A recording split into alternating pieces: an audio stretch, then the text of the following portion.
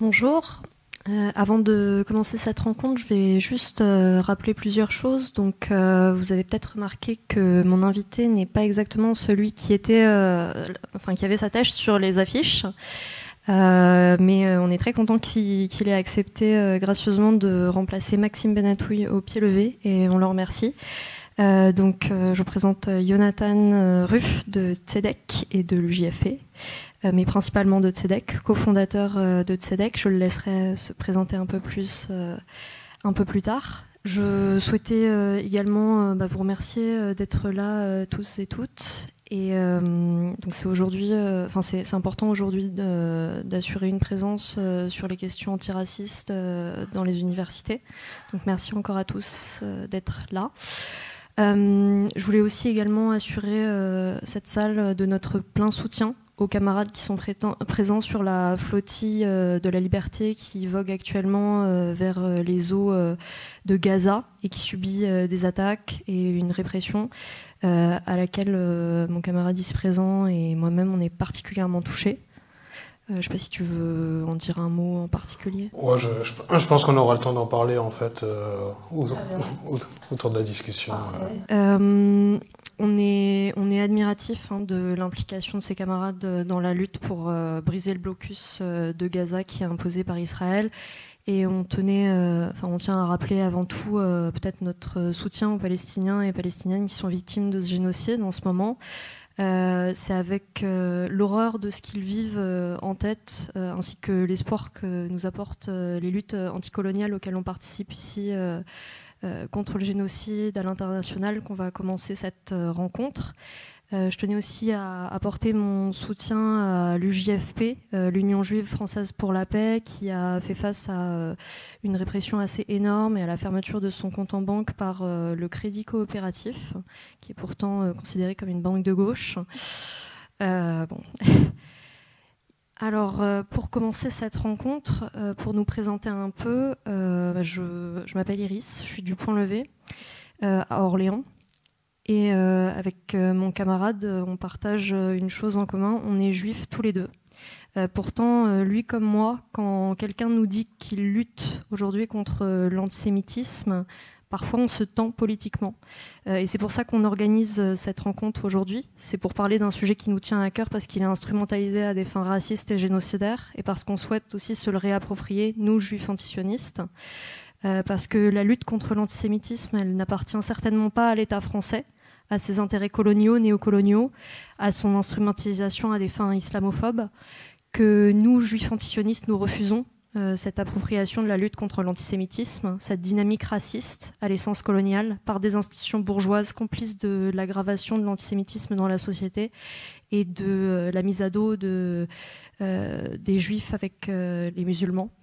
On considère qu'il est grand temps que notre parole, qui est minoritaire et qui est médiatiquement minorisée, soit entendue.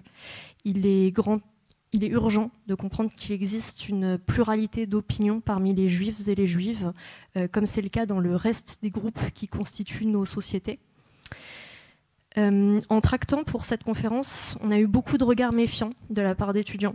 Et à raison, je pense. On a eu ensuite beaucoup d'enthousiasme aussi. Et je vous le raconte parce que je pense que c'est pas anecdotique et que ça montre l'urgence et le besoin d'une telle rencontre.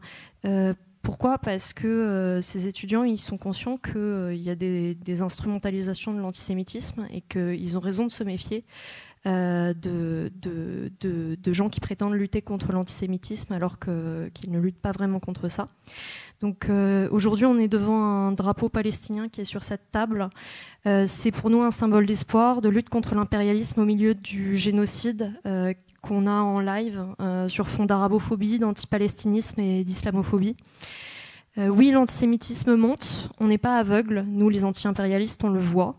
Et ce n'est pas faute d'avertir que le sionisme qui prend la forme aujourd'hui de la défense d'Israël et de ses crimes, son déploiement médiatique constant et ses conséquences suprémacistes et génocidaires, ainsi que l'association de la critique d'Israël à de l'antisémitisme, que ça c'est de nature à encourager la montée de l'antisémitisme chez des personnes qui sont formées assez peu politiquement et qui découvriraient aujourd'hui la situation génocidaire de cet État. C'est pas anodin qu'on organise ici à Orléans cette conférence. Il y a quelques mois, plusieurs événements ont été interdits par le maire. D'abord des événements BDS, donc boycott des investissements en sanctions, qui est un mouvement pour justement boycotter les produits de la colonisation et du génocide israélien. Mais c'était aussi un événement qui était en collaboration avec l'UJFP, donc l'Union juive française pour la paix. Et il a été censuré par la mairie d'Orléans. Pareil, Rima Hassan, qu'on avait invité à Orléans, on a dû aller au tribunal administratif pour faire accepter sa présence l'an dernier. Donc ça, peut-être vous vous en souvenez si vous êtes orléanais. Voilà. Il y a eu une association à ce moment-là assez nauséabonde entre l'agression d'un rabbin orléanais et nous autres militants pour une Palestine libre. C'est d'autant plus grave qu'en plus certains d'entre nous sont des juifs et que beaucoup d'entre nous ont perdu des membres de leur famille dans un génocide précédent. D'une façon plus anecdotique, j'ai entendu récemment, en sortant de manifestation, cette phrase de la part de deux hommes, alors qu'on tenait des pancartes en soutien, qui rappelaient le soutien des juifs antisionistes aux Palestiniens, et j'ai entendu « ils soutiennent ceux qui les tuent ». Et en fait, cette phrase, elle est révélatrice de l'amalgame qui est fait entre les juifs de la diaspora et les juifs israéliens. Elle montre l'incompréhension qui existe quant au soutien que nous, juifs, on peut apporter à nos camarades palestiniens victimes de la colonisation, de 77 ans de Nakba continue. La Nakba, c'est la catastrophe, c'est le déplacement et l'expulsion des Palestiniens par les forces sionistes en 1948. Actuellement, cette Nakba continue, elle s'est transformée en génocide il y a 2 ans, depuis 2 ans. Et depuis 2 ans, on assiste à la déshumanisation qui est faite des Palestiniens et des Palestiniennes et à l'échec de ce fameux « plus jamais ça » qu'on avait tous en tête, et spécialement nous dans nos familles juives. Aujourd'hui, dans le cadre de mes travaux personnels, moi je suis bien souvent confrontée aux images, aux vidéos, aux récits du charnier, des massacres et des blessures, des brûlures, de la mort, de l'amputation, des corps affamés, émaciés des Palestiniens. Et ça me rappelle d'autres images que j'ai étudiées, d'autres récits que j'ai lus dans un cadre scolaire ou familial. Ces images, elles concernent un autre génocide, un qui a laissé beaucoup de vide dans nos familles, et elle rappelle les visages des enfants qu'on trouve au Cercil d'Orléans. Elle rappelle qu'on avait cru au plus jamais ça et que pourtant les génocides existent encore. Je vais laisser la parole à mon camarade Jonathan. Merci beaucoup pour ton introduction déjà. Et merci à toutes et à tous d'avoir été ponctuels et d'être déjà plus d'une trentaine à 18h à la fac de la Source. Honnêtement, j'y croyais moyennement. Et bon, ça me fait un peu tout drôle aussi d'être ici, même si ça a été un échec pour moi. J'ai tenté de faire des études il y a longtemps, j'ai grandi à Orléans et je suis hyper content d'être parmi vous. Peut-être que pour commencer, je vais présenter brièvement notre collectif et après on va rentrer dans le vif du sujet. Je suis désolé, je suis un peu aphone en ce moment à force de faire des interviews à gauche, à droite. Je m'appelle Jonathan, je suis donc militant et cofondateur du collectif Tzedek. C'est à la fois une organisation politique et à la fois un collectif au sens communautaire. N'ayez pas peur avec ce terme-là. Quand on parle de communauté, en fait, c'est qu'on a 2 axes. L'un qui est militant au sens politique du terme, c'est-à-dire qu'on va faire du tractage, on va faire des actions, on va essayer de ratisser large entre clairement ce qui nous compose aussi, c'est-à-dire à la fois l'autonomie des luttes et des pratiques et du coup des pratiques qui nous ressemblent, comme on peut le trouver avec des groupes Antifa ou les soulèvements de la terre d'un côté, et de l'autre des gens qui sont plutôt dans la politique institutionnelle à la France insoumise et tout l'interstice qu'il y a entre les deux qu'on appelait avant le mouvement social, même si en ce moment il n'est pas très en forme, à part peut-être chez vous RP qui arrivait à recruter. Et l'autre aspect, il est d'ordre culturel. On a des personnes qui nous rejoignent tout simplement pour se réapproprier leur mémoire juive, parce qu'elles sont en recherche de quelque chose. Je précise qu'on a des personnes chez nous qui sont juives au sens ethnico-culturel, qui le revendiquent par le fait que leurs parents parlaient des langues amazighes, parlaient le derija, parlaient le yiddish, parlaient l'arabe du Levant, et j'en passe. Et d'autres qui le font aussi de manière religieuse. Nous, nos permanences, grosso modo, c'est des shabbats tous les vendredis à Paris et dans d'autres villes comme Lyon et Marseille, où les fréquences sont un peu moins régulières. c'est l'organisation de fêtes juives, soit pour nous, soit pour les ouvrir au public et du coup aussi convier des personnes à découvrir nos cultures. J'insiste sur leur diversité, parce que les judéités, c'est pas un bloc monolithique rangé derrière l'État d'Israël, derrière le CRIF ou quoi. C'est une histoire qui est bien plus ancestrale. Le judaïsme, c'est des millénaires d'histoire. Et la judéité, c'est autant de cultures qu'il y a pour moi de juifs et de juifs, ou au moins deux communautés juives à travers la planète. Et il y a aussi la volonté de créer une hégémonie culturelle et donc d'organiser des concerts qui sont parfois avec des têtes d'affiche engagées, comme ça a été le cas avec Médine pour nos 2 ans, et parfois tout simplement des gens qui sont moins connotés militants parce que ça peut permettre de ramener un autre public, comme on l'a fait par exemple avec Limsa Dolnay, avec Jungle Jack, etc. Notre ligne, elle est claire. En gros, c'est de diffuser une parole juive antiraciste qui lutte à la fois contre le racisme d'État, contre l'antisémitisme et son instrumentalisation, contre le génocide, l'occupation et l'apartheid en Palestine. Et l'idée aussi de faire découvrir ces mémoires juives, même si c'est pas quelque chose qu'on a eu le temps de trop faire pour le moment, parce qu'on est pris par l'actualité du génocide qui est pour nous une priorité. Et si on doit parler de notre composition sociale, on a commencé en gros en étant une dizaine. 3 ou 4 mois avant le 7 octobre, on avait choisi la date du 10 juin 2023 pour commémorer les 10 ans de la mort de Clément Méric, parce qu'on a une certaine proximité avec le milieu antifasciste et qu'on s'est dit que ça avait du sens d'apparaître sur cette date-là, avec des gens qui ont toujours porté la lutte contre l'islamophobie bien avant que la gauche accepte ce terme-là, et qui ont réussi à construire des ponts avec le mouvement de solidarité envers la Palestine, avec le mouvement décolonial. Et très vite, on s'est retrouvés à être quelques dizaines, et au lendemain du 7 octobre, finalement, le nombre de demandes pour nous rejoindre a littéralement explosé. Bon, le nombre d'insultes et de menaces de mort avec aussi, ça je pense que vous vous en doutez. Et on est littéralement débordé par le nombre de sollicitations médiatiques, de personnes qui veulent nous rejoindre. Aujourd'hui, on est 200-300, ça paraît pas énorme, mais pour une organisation politique et communautaire d'une minorité dans laquelle on est déjà extrêmement minorisé et minoritaire, je vous jure que c'est pas mal. Dernière chose, pour parler de la composition du truc, c'est qu'on est des gens du coup d'un peu toutes les origines juives, diasporiques. C'est un collectif qui est plutôt jeune. Moi, je dirais que la moyenne d'âge, elle se situe autour des 25 ans. J'ai 37 ans, je suis quasiment un vieux chez Tzedek, même s'il y a des personnes plus âgées que moi. On a des antennes à Toulouse, à Marseille, qui est notre deuxième plus gros groupe. À Lyon, c'est en train de se développer à Lille, à Grenoble, à Caen. À Orléans, on a maintenant deux voire 3 personnes. Et on s'inscrit aussi dans des campagnes collectives, évidemment celle de boycott des produits israéliens, BDS, celle du collectif de soutien à Gino, dont je fais partie aussi, qui est un militant antifasciste, qui a failli être extradé à Budapest pour avoir manifesté contre les pires néo-nazis un jour de commémoration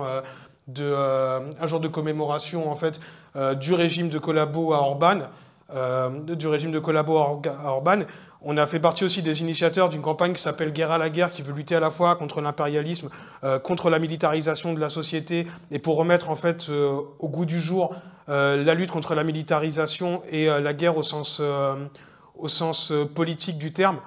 Et du coup, se réapproprier une question qui s'est un peu effritée avec l'affaissement d'un courant qui s'appelait l'altermondialisme dans les années 2000, en faisant le lien avec les luttes antiracistes et la création d'ennemis intérieurs, c'est-à-dire grosso modo les populations racisées et les militants politiques. On a une proximité avec des groupes comme les Soulèvements de la Terre, comme Nous Toutes, comme des groupes antifascistes, je vous l'ai dit, parce qu'on tient à l'autonomie des luttes, mais ça ne nous empêche pas de composer très très largement, y compris avec des députés de la France Insoumise, avec lesquels on se coordonne et on propose des formations dans différents GA. Nous, on part du principe qu'en fait, dans cette séquence de fascisation, avec une extrême droite qui est aux portes du pouvoir, avec l'affaissement de nos libertés individuelles, notamment quand il s'agit des luttes antiracistes, et avec le tournant autoritaire des démocraties libérales, on ne peut pas se permettre non plus de vouloir jouer absolument dans la pureté. Donc nous, ce qui nous intéresse, c'est de composer des ponts et de faire acte de présence un peu partout où on est. Je vais rentrer dans le vif du sujet maintenant et parler de l'antisémitisme. Je pense qu'ici, vous vous accorderez pour définir l'antisémitisme comme une forme de racisme, visant spécifiquement les juives et les juifs. Le problème, c'est que dès le début, au sein des institutions politiques et étatiques, il y a 2 définitions qui s'opposent. Il Il y a celle de l'Alliance internationale pour la mémoire de l'Holocauste, l'IHRA, qui considère, grosso modo, la lutte contre le sionisme comme une forme d'antisémitisme à part entière. Je vais vous citer 2 clauses qui, pour moi, sont extrêmement problématiques. Elle a été ratifiée par déjà 31 États et la France l'a acceptée dans le cadre de l'enseignement supérieur, ce qui rend toute critique d'Israël en tant qu'État et ses fondements théoriquement condamnables, juridiquement. Parmi ces clauses, il y a le fait de considérer comme antisémite le refus du droit à l'autodétermination des Juifs en affirmant par exemple que l'existence de l'État d'Israël est le fruit d'une entreprise raciste, ce qui est un vrai problème. Nous, on considère que le sionisme, comme n'importe quelle forme de nationalisme, est un concept raciste, est un concept en fait qui porte une intention génocidaire depuis le début et depuis la Nakba, qui s'est fondé en copiant grosso modo des idées nationalistes de la modernité capitaliste européenne. Deuxième clause, le traitement inégalitaire de l'État d'Israël à qui on demande d'adopter des comportements qui ne sont attendus ni exigés de tout autre État démocratique. Nous, on considère qu'Israël n'est pas un État démocratique, que c'est un État d'apartheid dès lors que des citoyens, y compris sur le sol israélien, sont considérés comme des citoyens de seconde zone ou disposent de passeports qui ne sont pas les mêmes. C'est le cas pour les Druzes, mais c'est le cas évidemment pour les Palestiniennes et les Palestiniens de l'intérieur. Et du coup, la définition avec laquelle on s'accorde le plus, c'est celle des chercheurs, c'est celle de chercheurs qu'il y a eu à l'Université de Jérusalem, qui s'appelle la définition de Jérusalem, qui, elle, stipule que soutenir, je cite, l'exigence de justice du peuple palestinien et sa recherche de l'obtention de l'intégralité des droits politiques, nationaux et civiques en conformité avec le droit international est un droit inaliénable. Je cite aussi, bon ce sera un peu long donc je ne vais pas tout mettre, mais en gros, critiquer le sionisme ou s'y opposer en tant que forme de nationalisme ou plaider pour la mise en place de différents types de solutions constitutionnelles pour les Juifs et pour les Palestiniens dans la région située entre la mer et le Jourdain n'est pas antisémite. Une fois qu'on a dit ça, je pense que c'est important quand même de voir comment est-ce que l'antisémitisme, comme n'importe quelle forme de racisme, une fois qu'on la définit, se matérialise. Moi, je vais citer les travaux d'un chercheur qui s'appelle Reza Zia Ebrahimi, dont je vous conseille vraiment de lire les travaux, qui a écrit un livre sur les parallèles et l'histoire de l'antisémitisme et de l'islamophobie, et plus généralement de la racialisation de la société. En gros, ce qu'il va décrire, c'est qu'il y a une première forme de racisme qui apparaît au 19e siècle, mais après un long processus qui commence grosso modo avec la colonisation et l'Inquisition, j'y reviendrai plus tard, c'est le racisme biologique. En gros, l'idée, c'est de hiérarchiser les êtres humains par des attributs ou des explications qui seraient d'ordre corporel. Dans le cas des Juifs, ça va être la longueur du nez.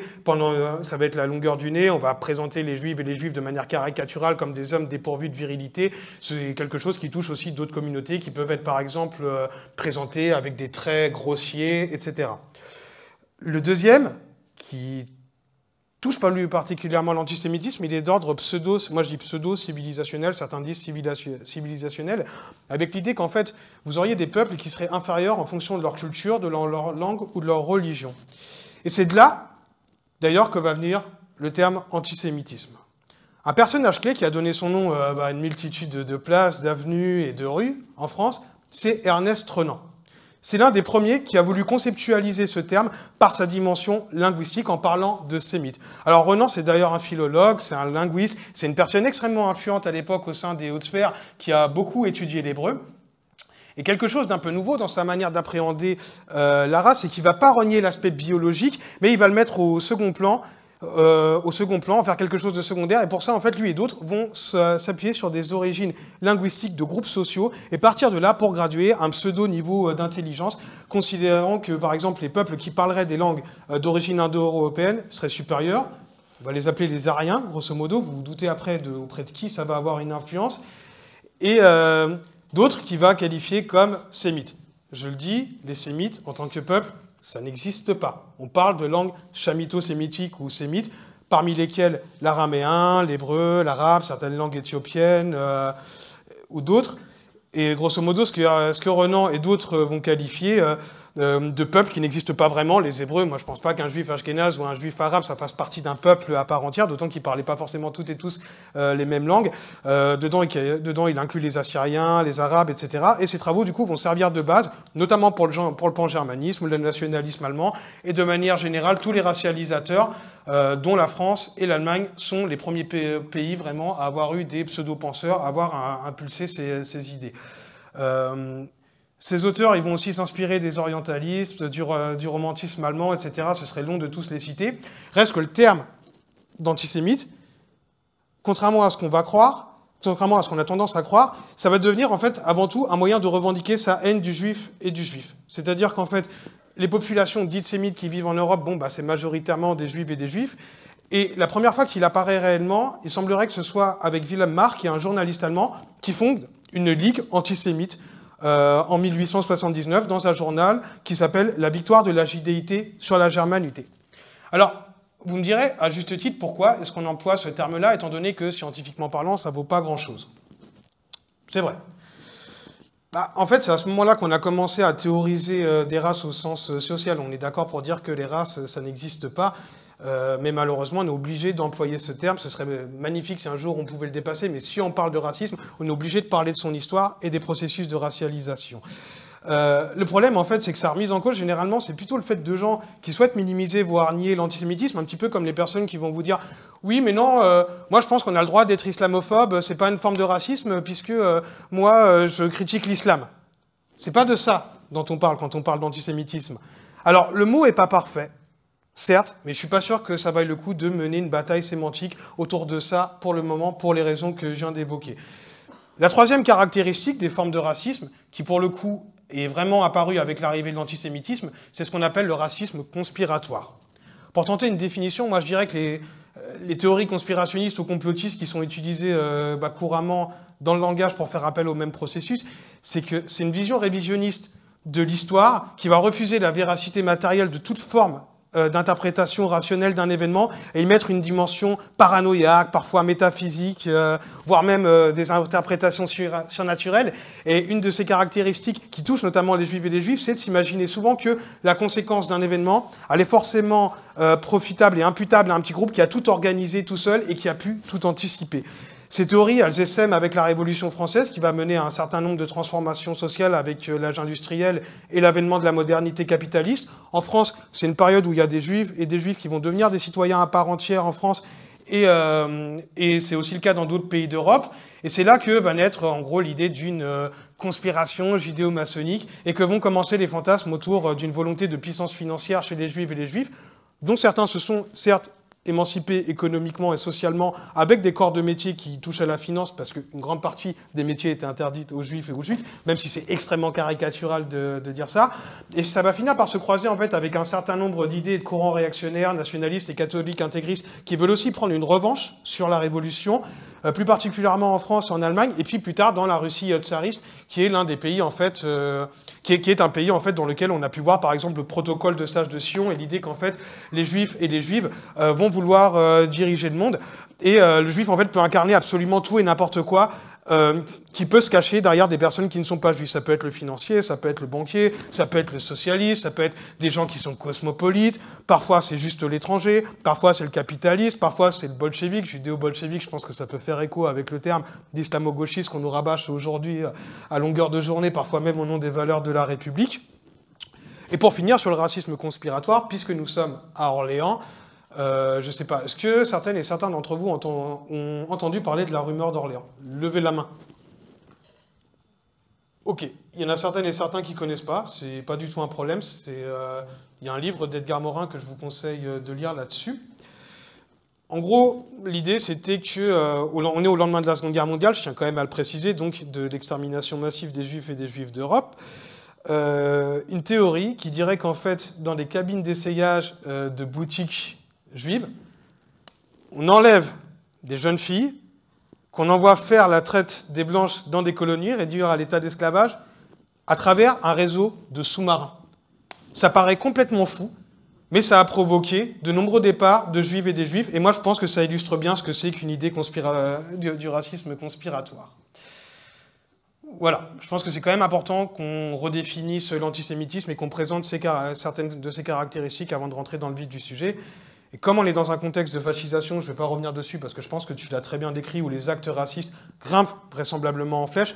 Malheureusement, il n'y a pas suffisamment de données comparatives et de statistiques ethniques pour le savoir, mais Je pense qu'il n'y a aucune raison déjà de croire que l'antisémitisme soit épargné par ça et que la recrudescence de son affirmation, elle s'observe au jour le jour. Il y a eu une première étape, notamment pendant les manifestations contre le pass sanitaire, où on a commencé à accuser en gros les juifs et les juifs d'être derrière les big pharma, de vouloir imposer des vaccins pour tuer des millions de personnes. On en rigole, mais en réalité, il y a quand même énormément de gens qui y ont cru. Et nous, on est d'une génération où on s'est battu contre les idées soraliennes, contre les idées dieudonnistes qui ont fait un mal fou aux gens de ma génération, notamment à des personnes racisées qui sont politisées sur Internet à une époque où malheureusement il n'y avait pas d'autre choix. On a beaucoup joué sur des affects qui essayaient de lier la lutte contre le capitalisme et l'impérialisme, en gros, pour désigner les juifs et les juifs, donc avec une proposition qui est néofasciste. Bon, sur le pass sanitaire, vous avez peut-être déjà vu la pancarte qui, avec un point d'interrogation, en gros, qui désigne les juifs et les juifs.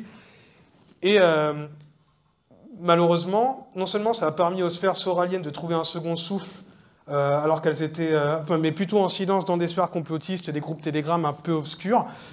Et malheureusement, aujourd'hui, comme dans les années 2000, elle réoccupe le terrain du net, puisqu'on est dans une période complètement confuse où les mots n'ont plus aucun sens, où on commence à dire que les antifascistes sont les vrais fascistes, que lutter en solidarité avec le peuple palestinien est une forme d'antisémitisme, que la France insoumise, Daesh, le Hamas et l'Allemagne nazie, grosso modo, c'est la même chose. On n'est quand même pas loin d'avoir ça. Et c'est pas que le fait de l'extrême droite, hein, c'est aussi des gens du printemps républicain, comme les Raphaël Enthoven, francs-tireurs, etc. Et je pense que vous n'êtes pas sans savoir que l'antisémitisme est aujourd'hui le principal argument pour faire museler les voix, des gens qui s'opposent au génocide et, depuis beaucoup plus longtemps, qui luttent en solidarité avec le mouvement de la Palestine. Il faut rappeler aussi que le mouvement envers le peuple palestinien, ça a toujours été une porte d'entrée dans la lutte, en particulier pour des gens qui ne viennent pas du milieu militant, notamment dans les quartiers populaires, pour des gens qui sont issus de l'immigration postcoloniale, et que la répression de ce mouvement, qui est quand même un tant soit peu plus violente que d'autres répressions, c'est aussi quelque chose qu'il faut inscrire dans un continuum colonial qui caractérise l'histoire et le présent de l'État français, et plus particulièrement encore sur ses aspects répressifs.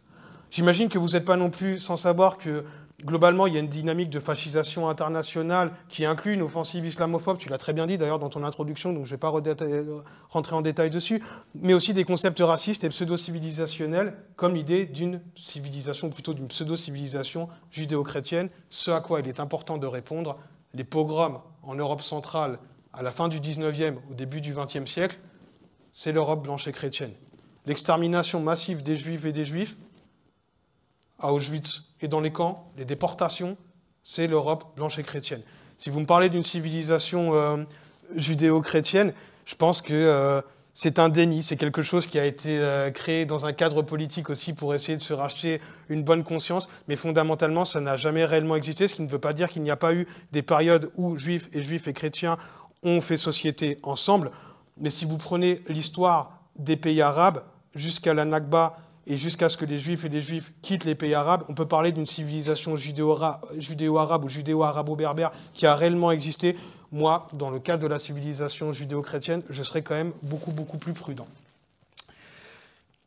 Aussi, j'entends tout à fait les critiques des personnes qui nous reprochent, à demi-mot d'ailleurs, ou pas, avec plus ou moins de bonne foi, de parler autant d'antisémitisme que de son instrumentalisation. Alors, redisons-le avant tout, même si ça paraît être une évidence, on lutte avant tout contre l'antisémitisme avant son instrumentalisation, mais pour aller plus loin, je répondrai qu'on peut voir dans l'instrumentalisation de l'antisémitisme, et notamment par l'État et plus généralement les forces réac ou ce qu'on appelle aujourd'hui l'axe républicain, une forme d'antisémitisme à part entière, parce qu'en fait il s'agit quand même d'un pacte racial proposé par l'État et plus globalement du coup cet arc républicain qui vise à faire de nous une communauté uniforme qui respecterait forcément la République d'un côté et qui serait un soutien à l'État d'Israël, ce qui ferait de nous un bloc monolithique, ce qui est pour moi une forme d'essentialisation qui est raciste, et qu'on aimerait ériger aussi d'une certaine manière comme une minorité modèle. Je vais citer Darmanin, ce qu'il a grosso modo dit une fois, c'est que toucher un juif, c'est toucher un flic, c'est toucher la République. Imaginez la frustration que ça peut produire pour d'autres minorités, c'est des gens qui ne sont pas forcément politisés, qui subissent quotidiennement du racisme, des polémiques sur la longueur des robes, sur la baya, etc., et qui subissent un racisme qui est le fait des instances dirigeantes elles-mêmes. Je pense aux Noirs, je pense aux Arabes, je pense aux musulmanes et aux musulmans, ainsi qu'aux personnes exilées. Et ce choix, ce n'est pas quelque chose qui nous appartient. Ce n'est pas les Juifs et les Juifs qui l'ont choisi, même si à l'écrasante majorité, aujourd'hui, ils y souscrivent, parce que je pense qu'ils s'imaginent aussi qu'ils ont quelque chose à y gagner. C'est le fruit d'un conditionnement qui a été imposé par la suprématie blanche, et dans le cas français, qui possède de nombreuses spécificités, à commencer par l'établissement d'organismes pseudo-représentatifs. Je ne sais pas si vous êtes au courant, mais pour les Juifs et les Juifs qui ont une vie religieuse, ou pas d'ailleurs, parce qu'il y en a certaines et certains qui ne croient pas, mais qui sont quand même attachés au fait d'aller à la synagogue, par exemple, ce soir pour Kippour, vous devez adresser une prière à la République française. C'est quelque chose d'unique qui existe depuis le consistoire, depuis Napoléon, et c'est un modèle que Darmanin a préconisé pour les musulmanes et les musulmans dans son bouquin. Grosso modo, ce qu'il dit, c'est que l'intégration ou l'assimilation des musulmanes et des musulmans doit passer par une mainmise de l'État et qu'en gros, il faut renoncer au fait d'être juif ou juive ou au fait d'être musulman et musulman, ou en tout cas, avant tout, se sentir français. Ces organismes pseudo-représentatifs, aujourd'hui, ils sont sur une voie de radicalisation qui suit totalement celle des instances républicaines. Ce que fait le CRIF, aujourd'hui, en étant complètement dans le déni sur ce qu'est l'islamophobie et en soutenant de manière inconditionnelle l'État d'Israël, ça ne veut pas dire que le CRIF soutient Netanyahou, mais ça veut quand même le dire qu'en fait, il ne laisse pas le choix aux Juifs ou aux Juifs d'être autre chose que sionistes. C'est un véritable danger, y compris pour nos identités. Dernière chose, c'est qu'il est malheureusement impossible de parler d'antisémitisme sans parler de son instrumentalisation. C'est quelque chose de malheureux, mais on ne peut pas faire autrement. Tout simplement pour la simple, ou plutôt je dirais la mauvaise raison, que ce n'est pas nous qui choisissons la manière avec laquelle on va appréhender la question de l'antisémitisme. Ce qui va être médiatisé, ce qui va être mis en épingle, ce qui va tourner en boucle, et même la définition qu'on y prête, je vous l'ai dit dans l'intro, elle est confuse. Et à ma connaissance, ce n'est pas le cas des autres formes de racisme. Aujourd'hui, quand vous avez des membres du Rassemblement national qui ont des liens étroits avec des néo-nazis ou des policiers qui, par milliers, se retrouvent dans des groupes WhatsApp dans lesquels ils profèrent du racisme envers toutes les communautés, mais qui touchent également la communauté juive, est-ce que vous voyez ça tourner en boucle sur BFM, sur CNews ou sur France Info? Quasiment jamais. Il serait bon de rappeler que même si les chiffres, ce n'est pas forcément des données fiables, encore plus quand ça vient de l'UEJF et du CRIF, moi je pense qu'on assiste effectivement vraisemblablement à une hausse des actes antisémites qui est imputable à la fois à la montée de l'extrême droite et malheureusement, soyons honnêtes aussi, peut-être plus en lien direct avec le 7 octobre. Il faut aussi dire que si la priorité de l'État, c'est de lutter contre l'antisémitisme, même en admettant qu'ils s'en foutent des autres formes de racisme, ce qui est le cas, parce que généralement il est raciste aussi, disons-le clairement, c'est un échec absolu, total. Et dire ça, c'est reconnaître aussi qu'effectivement, ce pays a un sérieux problème avec l'antisémitisme, mais c'est le cas de manière générale avec toutes les formes de racisme. L'antisémitisme, même s'il n'est pas appliqué de manière étatique, autrement je dirais que par son instrumentalisation, et ça on a le droit de ne pas être d'accord, j'espère qu'on aura un temps d'échange là-dessus après, il est structurel et ça persiste comme un code culturel qui est commun aux sociétés occidentales, mais aussi aux pays dans lesquels elles ont diffusé cette idée-là. Et donc c'est normal d'en trouver absolument partout. Alors certes, à différentes échelles, on n'est pas tous sexistes, racistes ou antisémites de la même manière, mais on l'est tous un petit peu puisqu'on est conditionné malheureusement à l'être. Moi, j'aimerais dire en fait que je ne suis pas imprégné à un moment par ces idées-là, mais le fait est que la société dans laquelle j'ai grandi, dans laquelle j'ai été conditionné, fait que elle est patriarcale, elle est homophobe, elle est sexiste, elle est antiraciste, donc malheureusement, on est tous entre guillemets, classistes aussi à fond. On est tous un petit peu conditionnés d'une certaine manière ou d'une autre, et le tout c'est d'en avoir conscience. Alors, ça peut être parfois des petits actes anodins ou parfois des choses beaucoup plus graves, et en fait, ça existe aussi à gauche, c'est vrai, mais à titre individuel. Et je pense que par contre, ce serait un contresens de s'imaginer qu'il y a une production de pensée antisémite à gauche. Je m'explique pourquoi. J'explique pourquoi. Au lendemain de l'affaire Dreyfus, un des éléments qui a été constitutif des blocs de gauche, c'est le fait de se positionner du côté de Dreyfus et donc de refuser l'antisémitisme. Et jusqu'à preuve du contraire, aucune organisation de gauche aujourd'hui n'a jamais remis en cause la lutte contre l'antisémitisme, alors que pour certaines, y compris à l'extrême gauche, elles ont mis longtemps à reconnaître que la police tue, que c'est lié à un racisme systémique et que l'islamophobie existe. Parmi les particularités cependant qui vont différencier l'antisémitisme avec les autres formes de racisme, comme je vous l'ai dit, c'est que c'est structurel et pas forcément étatique. Une différence. Admettons que, on va dire demain, je décide de porter la kippa. Je passe devant une bagnole de flics, même habillé en bas de survêt, avec des requins. Bon, je n'irai pas jusqu'à dire spliff au bec non plus. Il y a quand même très très peu de chances que des policiers me contrôlent, et surtout me contrôlent du fait de ma judéité qui est apparente. Un noir ou un arabe peut se faire contrôler, y laisser la vie, sans qu'il y ait de forme de justice. C'est ce qui différencie un racisme d'État, pour moi, ou en tout cas étatique, d'une dimension structurelle.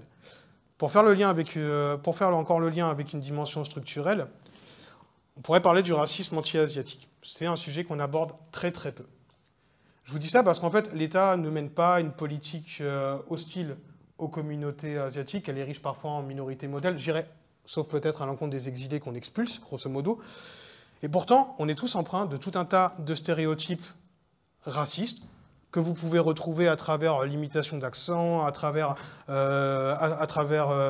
des clichés qu'on peut avoir sur l'alimentation ou autre. Et donc ce racisme existe toujours et structure la société. Maintenant, je vous propose en fait qu'on revienne sur différents actes racistes qu'on a pu voir, auxquels on a pu assister là récemment.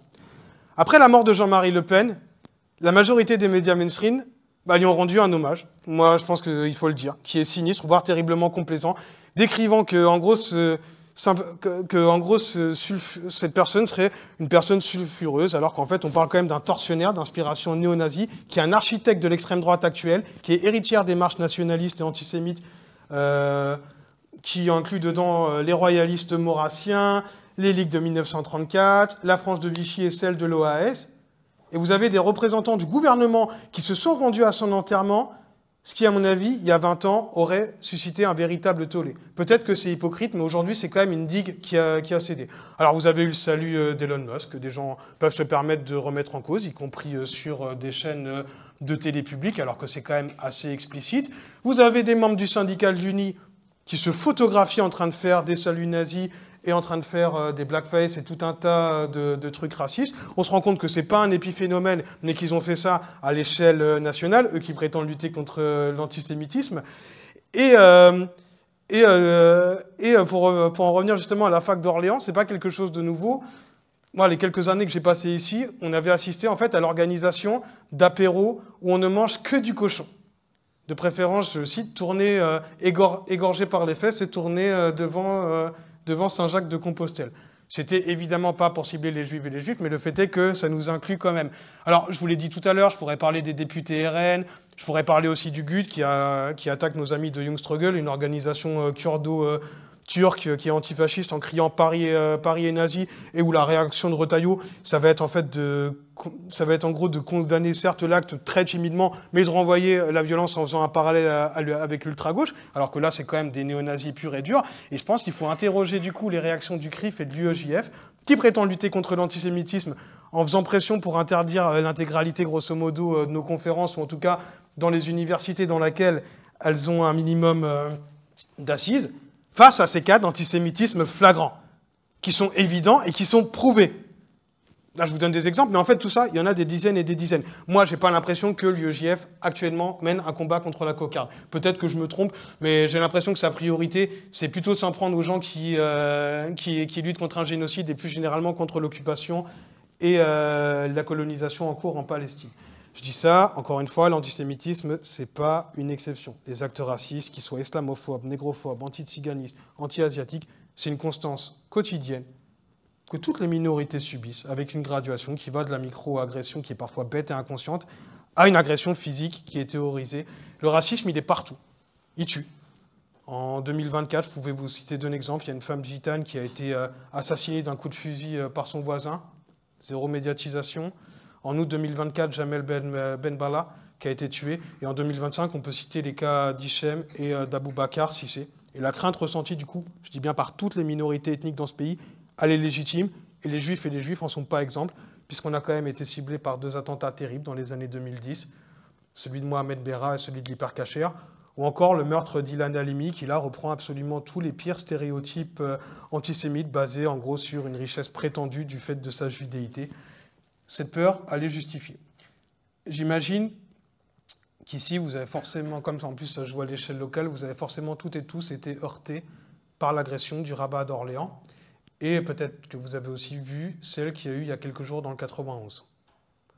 Quand bien même dans le cas orléanais, c'est un gamin de 16 ans dont la vie semble être profondément misérable, c'est grave, il faut le condamner. Il faut aussi malheureusement, et ça c'est pas évident, ça ne veut pas dire qu'il faut l'excuser, mais chercher à décrypter et comprendre comment est-ce qu'on en arrive là. C'est un devoir de dénoncer les actes racistes, de les médiatiser quand ils se manifestent, même si je pense que c'est impossible de tous, de les faire tous tourner en boucle, tellement il y en a. Mais on doit aller plus loin et dépasser une approche qui est sûrement morale et se contenter de dire c'est pas bien. Parce que quand on dit c'est pas bien, on ne sait pas ce qui produit le racisme. Il y a des mécanismes derrière. Une personne, elle n'est pas raciste. Elle le devient. Et du coup, il faut toujours remonter aux références idéologiques, qu'elles soient théorisées ou non, j'insiste là-dessus, parce qu'il y a des gens en fait, qui théorisent leur racisme, d'autres un petit peu moins, et du coup, ce qui peut encourager le passage à l'acte. On doit se demander comment la suprématie blanche continue de gagner du terrain, malgré le fait qu'on rabâche à juste titre l'horreur nazie. Je ne suis pas sûr qu'on le fasse de la bonne manière, mais le fait est que l'extrême droite est aux portes du pouvoir, et qu'on sait très bien ce que le public moyen et les lecteurs moyens du Front pensent des Juifs et des Juifs. Au mieux, on serait juste des alliés pour lutter contre ce qu'ils appellent les Arabes et l'islam, grosso modo. Sinon, bon, on serait des ennemis de l'intérieur. Mais mettons les pieds aussi dans le plat, parce que c'est un gros tabou et la gauche ne veut pas s'en emparer. On doit parler des racismes intercommunautaires. Ça ne doit pas être un tabou si on veut avancer ensemble. Et du coup, on doit se demander ce qui peut pousser, par exemple, des personnes racisées qui subissent par ailleurs le racisme, même si évidemment, ce n'est pas toutes les personnes racisées, hein, ça reste une minorité,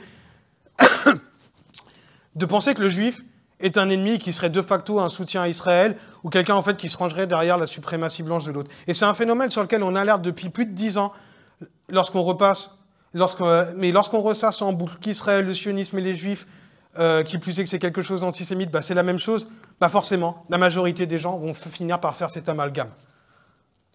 Et les organismes pseudo-représentatifs, en refusant notre existence, bien qu'on soit minoritaire, ont un rôle capital là-dedans. Et donc, en fait, il y a une rage qui émane de cette essentialisation de nos judéités, qui vient avant tout d'Israël et aussi de ses soutiens, et force est de constater que ça met les Juifs et les Juifs en danger. Quand je dis ça, ça ne veut évidemment pas dire qu'on approuve les agressions. Je tiens quand même à le dire, au cas où des personnes nous chercheraient des noises là-dessus. Un autre problème auquel on est confronté, c'est de vouloir séparer, au sein de où la lutte antiraciste, hein, pour moi, est confrontée, c'est une fâcheuse tendance qui est hégémonique à vouloir dissocier l'antisémitisme des autres formes de racisme. On va parler de lutte contre l'antisémitisme et le racisme.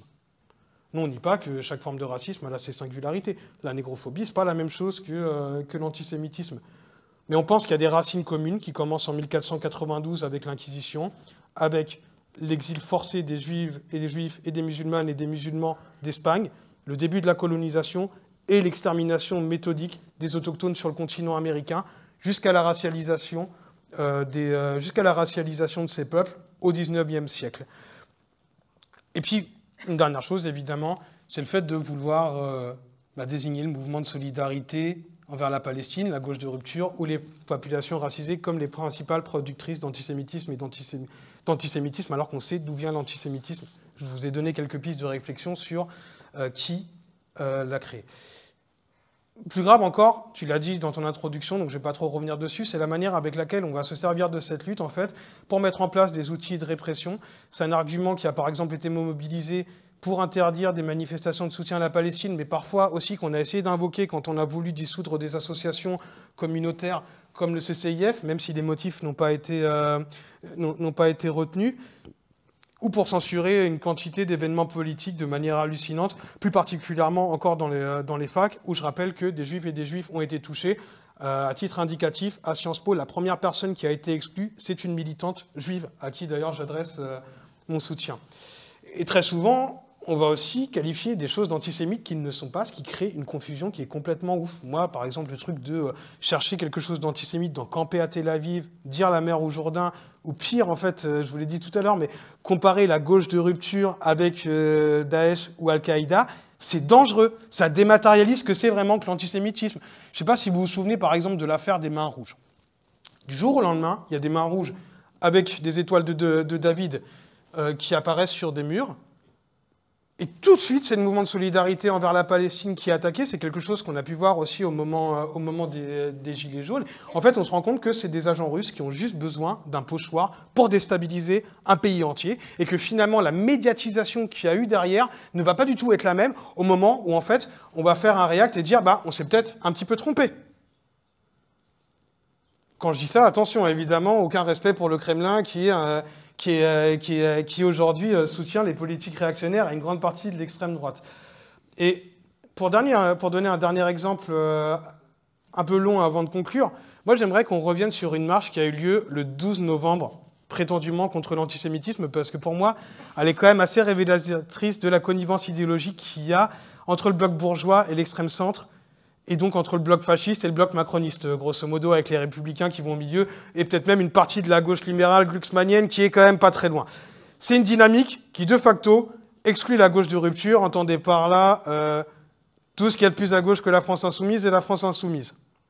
Cette marche, c'était une réponse à la mobilisation pour la Palestine qu'il y a eu au lendemain du 7 octobre, où on a assisté à un véritable renouveau générationnel. Moi, je n'avais pas vu autant de jeunes qui ne s'étaient pas engagés en politique venir de manière spontanée soutenir la Palestine, à un moment où vous avez Yael Braun-Pivet, qui est à l'époque présidente de l'Assemblée nationale, et Gérard Larcher, président du Sénat, qui reviennent d'Israël pour apporter leur soutien inconditionnel au régime de Netanyahou, même si je ne pense pas que Yael Braun-Pivet soit exactement sur la même ligne politique, c'est ce qu'elle fait de facto en y allant, et l'idée, c'est toujours la même, c'est de faire de nous les producteurs d'antisémitisme. Et ce jour-là, un nouveau seuil est quand même franchi, puisque vous avez Marine Le Pen et Éric Zemmour qui se pavanent, littéralement, avec des éditorialistes qui vont vous trouver quelques personnes juives qui vont vous dire que le RN et l'extrême droite devient d'un coup un rempart contre ces horribles islamo-gauchistes. On va pas se mentir, malheureusement, une partie des juifs et des juifs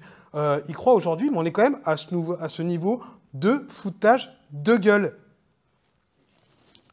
Alors, pour nous, c'était évident qu'en tant que militants antiracistes, on n'allait pas y aller, mais pas seulement parce que l'extrême droite y participe.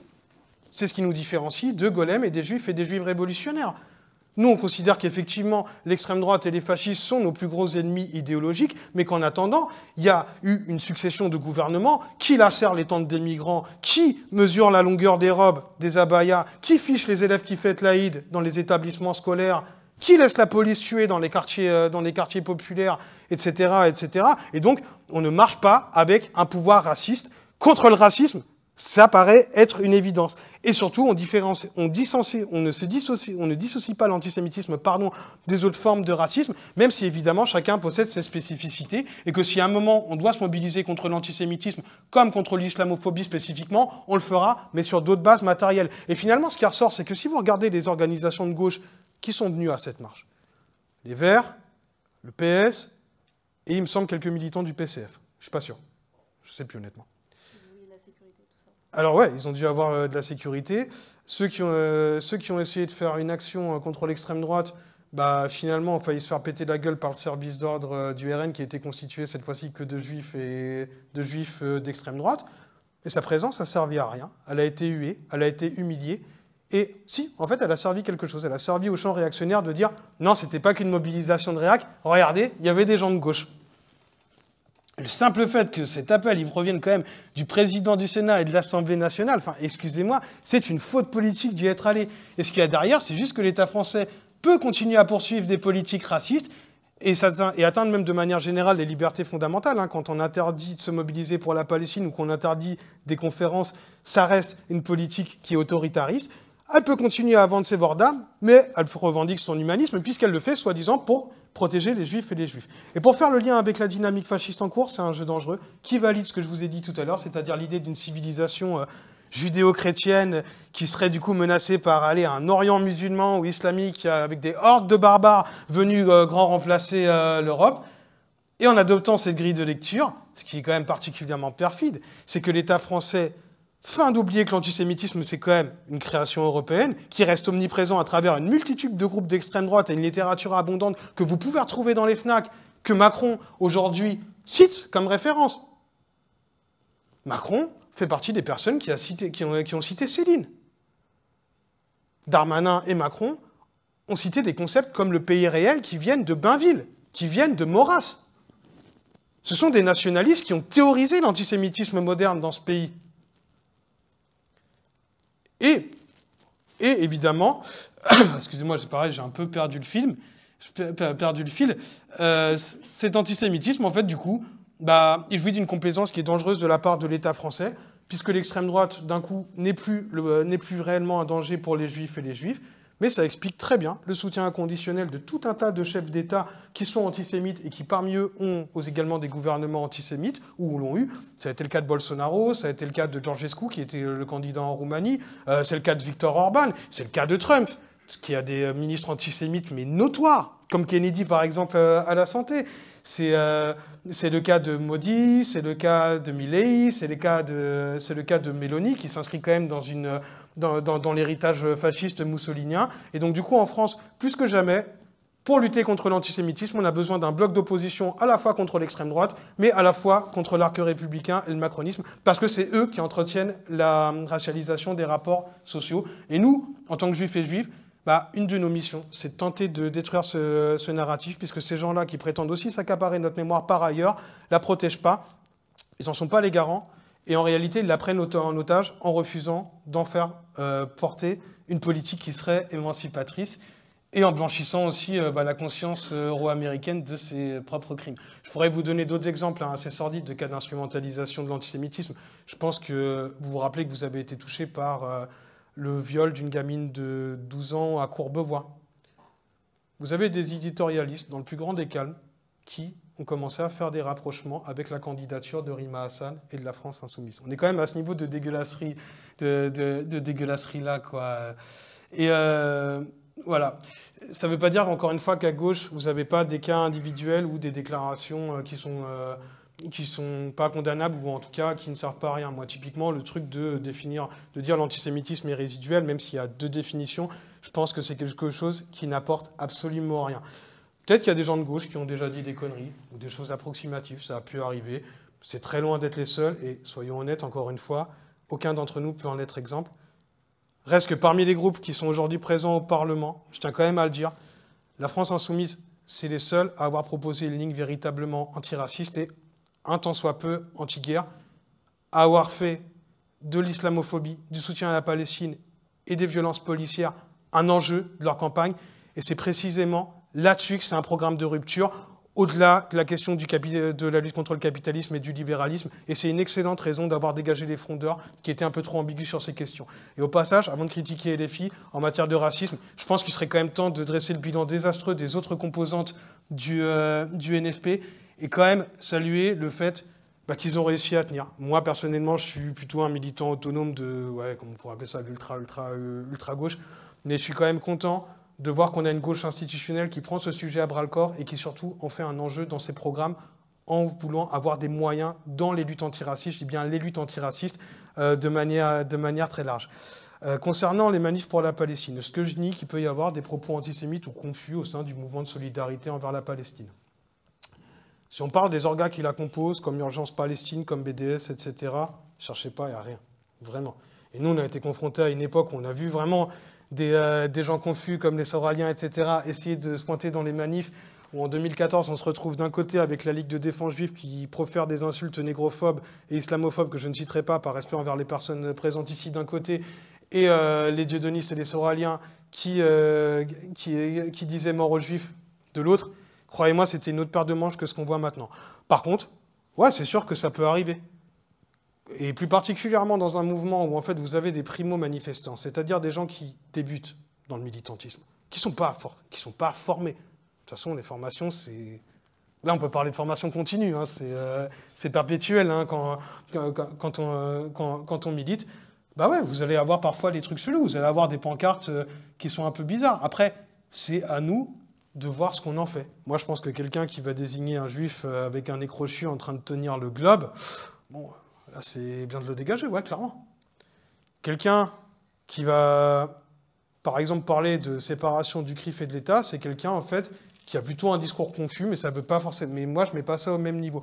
Je dis ça parce que ça, c'est un des slogans qu'on entend parfois dans les manifs de solidarité envers la Palestine. Pourquoi est-ce que pour moi, c'est un problème? Parce qu'en fait, ça traduit une idée qui est un peu saugrenue que le CRIF serait vraiment un élément hyper puissant qui dicte sa ligne à la République, alors que c'est l'inverse. La République, elle choisit de suivre ou non.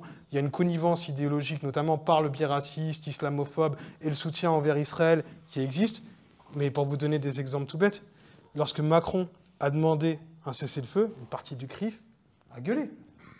Là, sur le fait de faire un acte qui n'est pas vraiment charitable, mais juste de reconnaître l'État palestinien, les gens du CRIF gueulent, et le CRIF n'a absolument aucun pouvoir de dicter ça à l'État français. Mais ça, c'est aussi à nous d'être attentifs, de l'expliquer, et de voir aussi quel niveau de pédagogie on veut avoir en fonction de la personne qu'on a en face.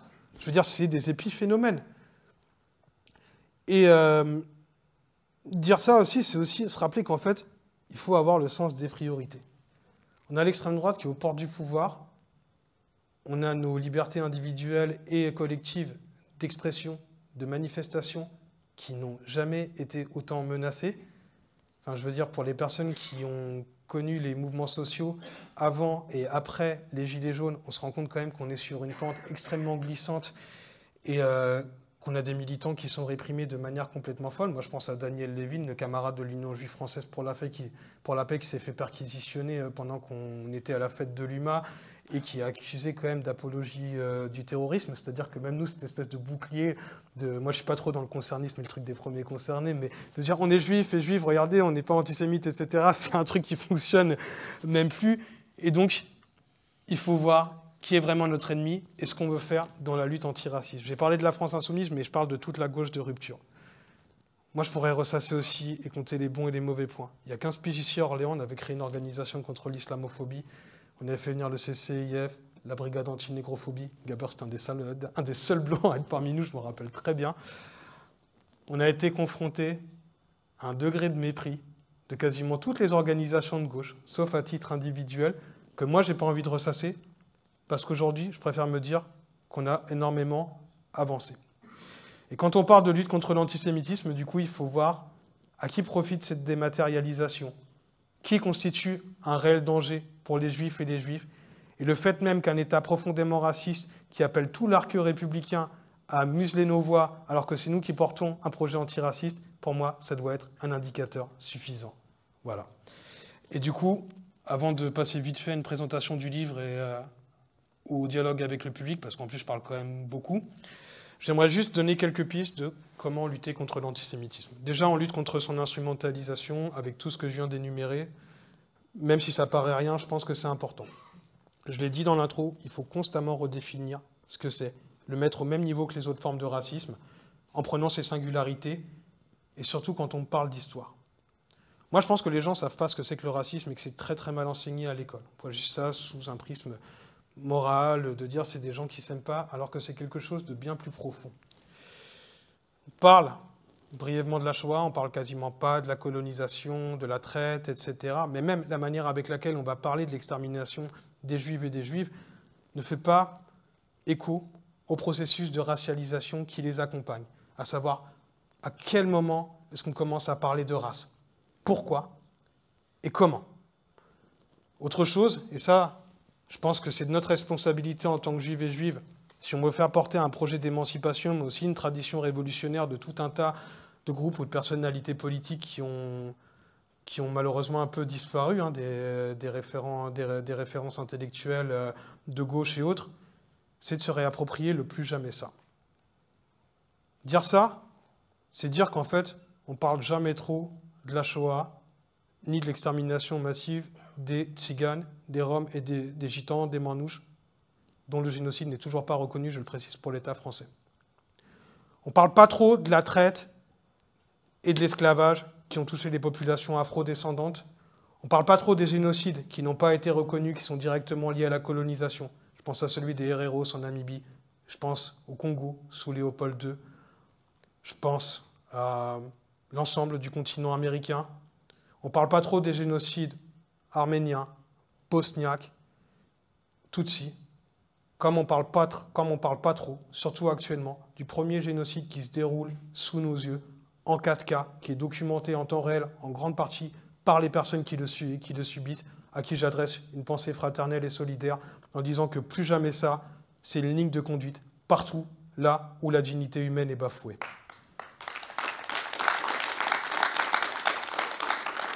Et pour finir, pour lutter contre l'antisémitisme, c'est simple, il faut prendre à bras-le-corps la lutte contre le complotisme, et donc on doit lutter réellement contre le capitalisme et l'impérialisme, faute de quoi en fait, les gens vont s'imaginer toujours que c'est une espèce de pouvoir secret qui serait à l'origine de tous les maux de la planète et qui est capable du coup d'anticiper tous les événements, d'être derrière des sphères, etc. Et donc il faut être résolument anti-système, mais de manière intelligente, parce que quand on parle de ce groupe secret, généralement c'est les juifs, et les juifs, c'est notamment à ça dont Fanon fait référence. Et du coup, je pense qu'évidemment, il faut dégager l'extrême droite de toutes les manières possibles, que ce soit à coups de pied dans le cul, que ce soit dans les urnes, à coups de pied au cul, que ce soit dans les urnes, et évidemment affirmer une ligne antisioniste claire, car le sionisme produit aussi de l'antisémitisme en faisant de nos identités juives un bloc monolithique. Merci à toutes et à tous.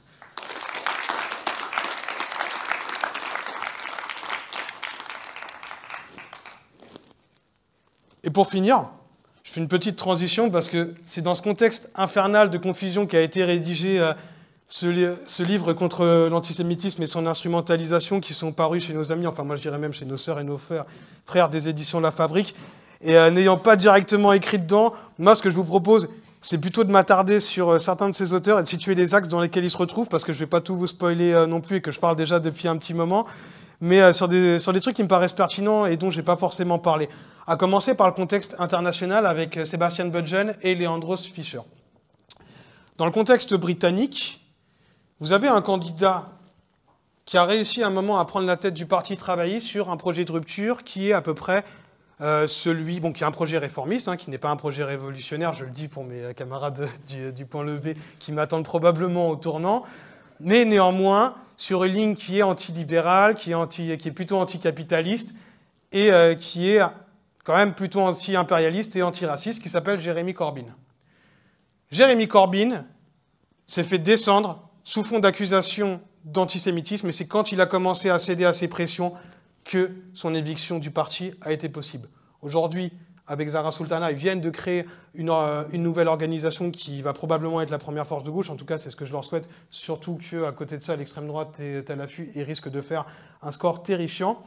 Mais c'est vachement important de prendre cet exemple-là. Il y a aussi un documentaire qui s'appelle Labour Files que je vous conseille pour dire qu'il ne faut jamais céder. Parce que quand vous commencez à céder du terrain sur ces questions-là, vous laissez penser aux gens que, entre guillemets, vous n'êtes pas au clair. Moi, encore une fois, cette expression, ça me rend ouf.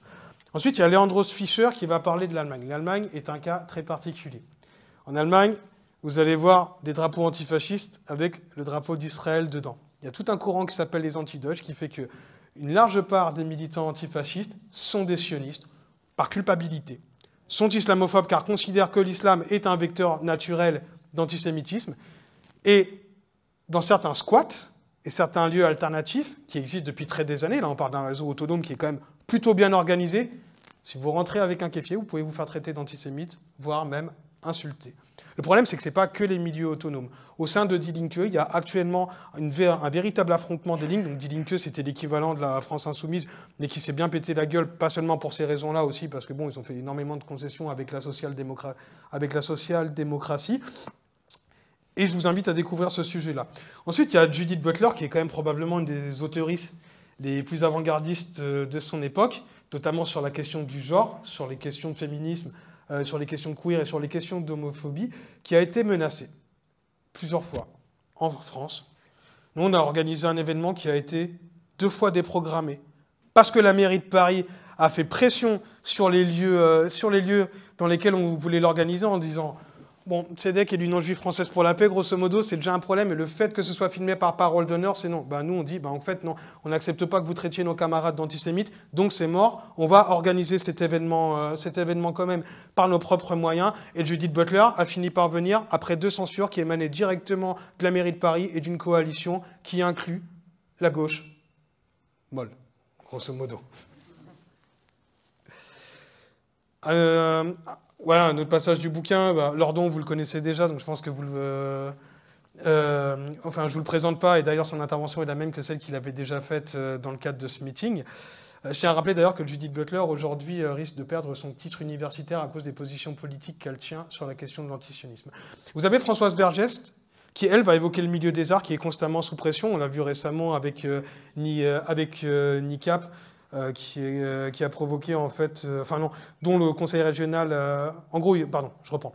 NICAP, c'est un groupe de rap un peu post-punk irlandais, qui vient d'Irlande occupée, donc d'Irlande du Nord. Donc pour nous, ce sont des camarades, ils sont républicains. Il faut savoir qu'en fait, pour celles et ceux qui ne connaissent pas le contexte nord-irlandais, vous avez grosso modo deux communautés. Une qui est loyaliste et qui prête allégeance à la couronne britannique et d'extrême droite, ou dans les quartiers loyalistes, vous allez voir des drapeaux israéliens, des portraits de Trump.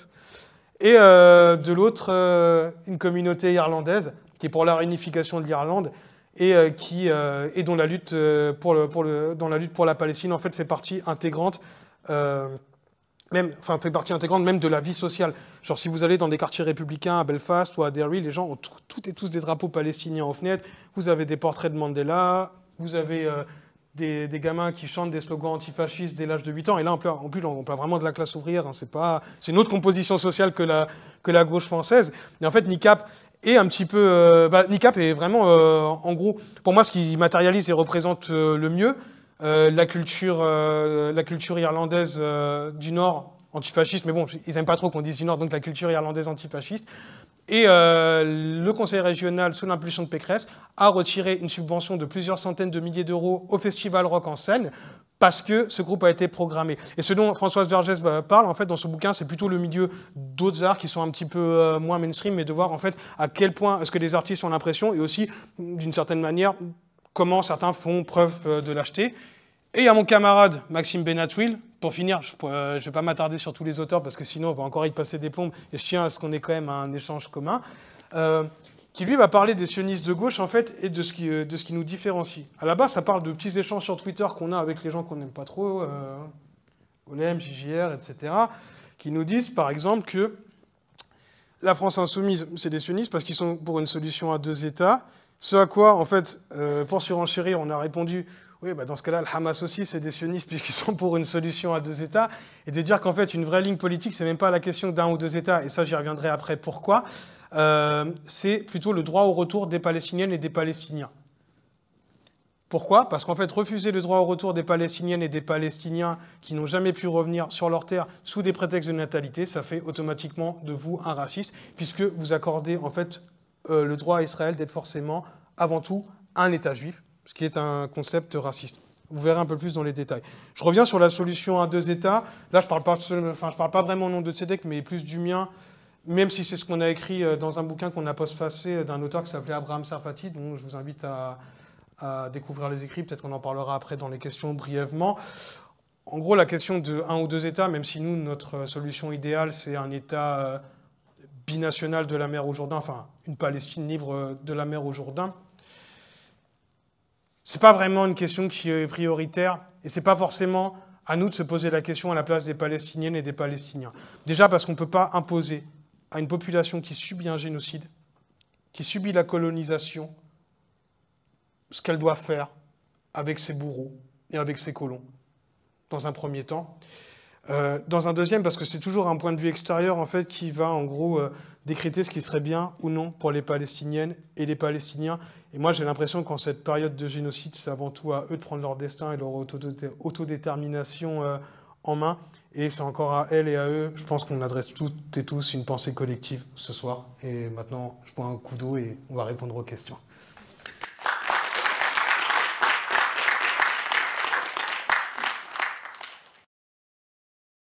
On va prendre des questions, mais tout d'abord, je voulais te remercier, Jonathan, de ta venue, et merci à Tzedek aussi d'être présent aujourd'hui, du coup. C'est bien parce que, Tzedek, vous avez les mots pour dire des choses que d'habitude on dit qui sont indicibles, notamment sur les questions des génocides, etc. Moi, je pense que c'est faux et que l'horreur, elle est politique plus qu'humaine. et que c'est important de rappeler que en face de nous, quand on parle des sionistes, des nazis, on n'a pas des monstres, on a des humains et qu'en fait on peut les combattre politiquement. Et je crois que c'est important parce que ça nous redonne de l'espoir un peu sur les stratégies politiques qu'on peut mettre en place. Je pense notamment à ce qui existe actuellement dans les mouvements. Je sais que Tzedek, vous avez signé une tribune avec d'autres juifs antisionistes de tous les pays pour justement soutenir la Global Sumud Flotilla. Je pense aussi à tous nos camarades italiens qui sont en grève, qui sont en blocage, qui vraiment font pression sur leur gouvernement et sont en train de montrer un bel exemple au reste du monde dans le combat contre le génocide. Donc maintenant, ça fait 2 ans qu'on est dans ce combat et je crois qu'il va falloir qu'on prenne exemple sur les actes assez héroïques des dockers de Marseille, de Gênes, etc. et adresser notre soutien et notre aide aux grévistes et aux travailleurs qui bloquent. Voilà. Je ne sais pas, Mathis, si tu veux récupérer pour les questions le micro. Et en attendant, je peux te faire une réponse directe. Ce que la flottille est en train de faire, c'est déjà un acte particulièrement héroïque. Ils savent qu'ils risquent de faire des 3 jours de garde à vue de manière assez intense dans un État fasciste, même si en tant qu'Occidentaux, ils vont être plus protégés que si c'était des Palestiniens et des Palestiniens. Mais ce qui se passe en Italie est quelque chose d'inédit. Ça fait 15 ans qu'il n'y a pas eu un mouvement social aussi fort. Le mot d'ordre faisait écho à ce qui s'est passé en France en disant « bloquons tout ».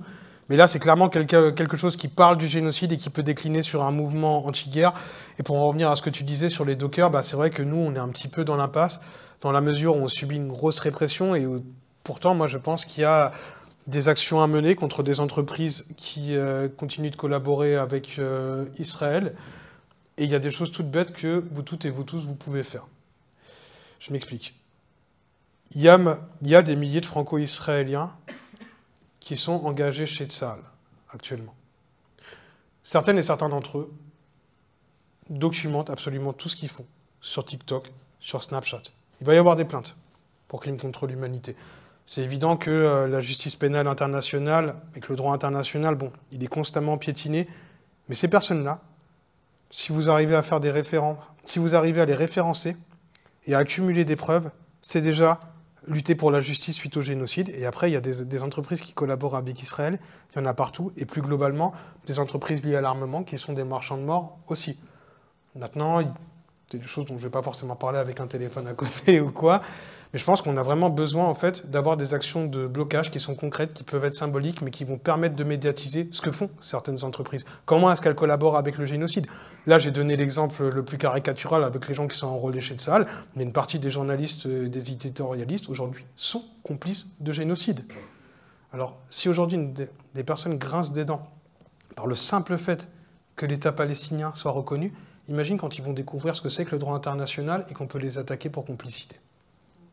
C'est une bataille hégémonique à mener aussi.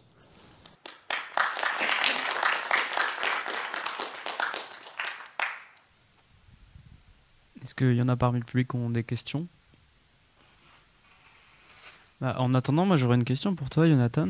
Tu disais que le racisme que subissent les juifs, c'est pas comme les autres racismes dans le sens où tu disais qu'il était structurel et pas étatique. Et moi je voulais savoir, est-ce que, de ton expérience, est-ce que il y a un jour tu t'es senti juif pour la première fois ou est-ce que on te l'a fait remarquer ou Moi, le fait est que je m'appelle Jonathan déjà, donc le premier réflexe souvent c'est de me poser des questions sur les origines de mon prénom. Il y a 2 années au collège où j'ai décidé de m'appeler Jonathan pour ces raisons-là, parce qu'à un moment je me suis résigné et que j'en avais marre que les gens changent de comportement, et j'ai décidé de franciser mon nom pour ces raisons-là, aussi parce que les profs voulaient pas m'appeler Jonathan. Bon, ça c'est des comportements racistes qui sont même inconscients et typiques. Après, moi, je sais pas, je me suis toujours défini en fait comme une personne juive. Moi, tu vois, j'ai grandi en tant que fils de prof, etc., mais dans un quartier plutôt populaire dans lequel j'ai jamais eu de problème par rapport à ça. Bon, des petites réflexions, oui, mais pas plus que d'autres. Et du coup, je me suis toujours qualifié comme ça. Par contre, j'ai déjà eu un changement de comportement un jour lors d'un contrôle de police en manif où le drapeau de l'Union juive française pour la paix m'a, je pense, évité d'avoir une fouille au corps. Mais c'est arrivé qu'une seule fois. Par contre, ouais, pour en revenir à cette différence, moi je pense que le fait de faire une différence de traitement entre l'antisémitisme et les autres formes de racisme, c'est une forme d'antisémitisme, mais c'est pas quelque chose en fait qu'on matérialise par quelque chose qu'on subit. En fait, là j'ai parlé de la police, mais ça pourrait être le cas d'autres institutions. Bon, le fait est qu'on se rend pas compte que le jour où des accompagnatrices, maintenant que des accompagnatrices scolaires qui portent le hijab ne peuvent plus les accompagner des gosses en sortie, ça touche aussi un daron qui voudrait porter la kippa, ou une femme juive qui porte une perruque ou un foulard aussi. C'est malheureux. Et après, on va dire que ouais, dans certaines sphères aussi, à gauche, moi j'ai déjà eu des réactions de ce qu'on peut appeler le philosémitisme, c'est-à-dire que les gens commencent à vous aimer parce que vous êtes juif ou juif, et c'est une forme de fétichisation, mais ça c'est pas propre aux juifs, hein. Toutes les minorités le subissent aussi, hein. Il y a des formes d'orientalisme quand vous dites que vous êtes arabe, il y a des formes de négrophilie avec des gens qui vont commencer à vous parler d'un pays dont vous n'êtes pas originaire, mais pour vous dire qu'en fait c'est trop bien et que toutes ces cultures afro vous intéressent et tout ça, je pense qu'on y est tous confrontés. Mais c'est vrai qu'il y a quand même ce truc aussi, c'est que chez nous c'est pas forcément un truc apparent. C'est-à-dire que tu vois, des juifs et des juifs qui se font contrôler parce qu'ils ont des têtes d'arabes, à plus forte raison qu'en France, une grande partie sont originaires d'Algérie, du Maroc et de Tunisie, enfin la majorité d'entre eux, ça arrive. Mais c'est pas quelque chose en fait que tu vois, à moins que tu portes une Magen David autour du cou ou que tu portes une kippa, tu peux pas vraiment dire si la personne elle est juive ou pas. Ou alors tu entretiens une forme de racisme biologique en disant « Ah ouais, c'est marrant, t'as pas une tête de juif ou t'as une tête de juif ». Mais c'est aussi pour ça qu'en fait, on a fait porter l'étoile jaune à un moment. C'est que c'est pas un racisme qui est forcément visible, ou qui est forcément visible, grosso modo. Et c'est là où je pense qu'il y a aussi une différence. En plus de l'histoire de France et du fait de se racheter une bonne conscience vis-à-vis d'un passé qui est mal assumé par l'État, quoi. Ouais. Du coup, moi j'ai une question, comme je ne vous vois pas lever la main.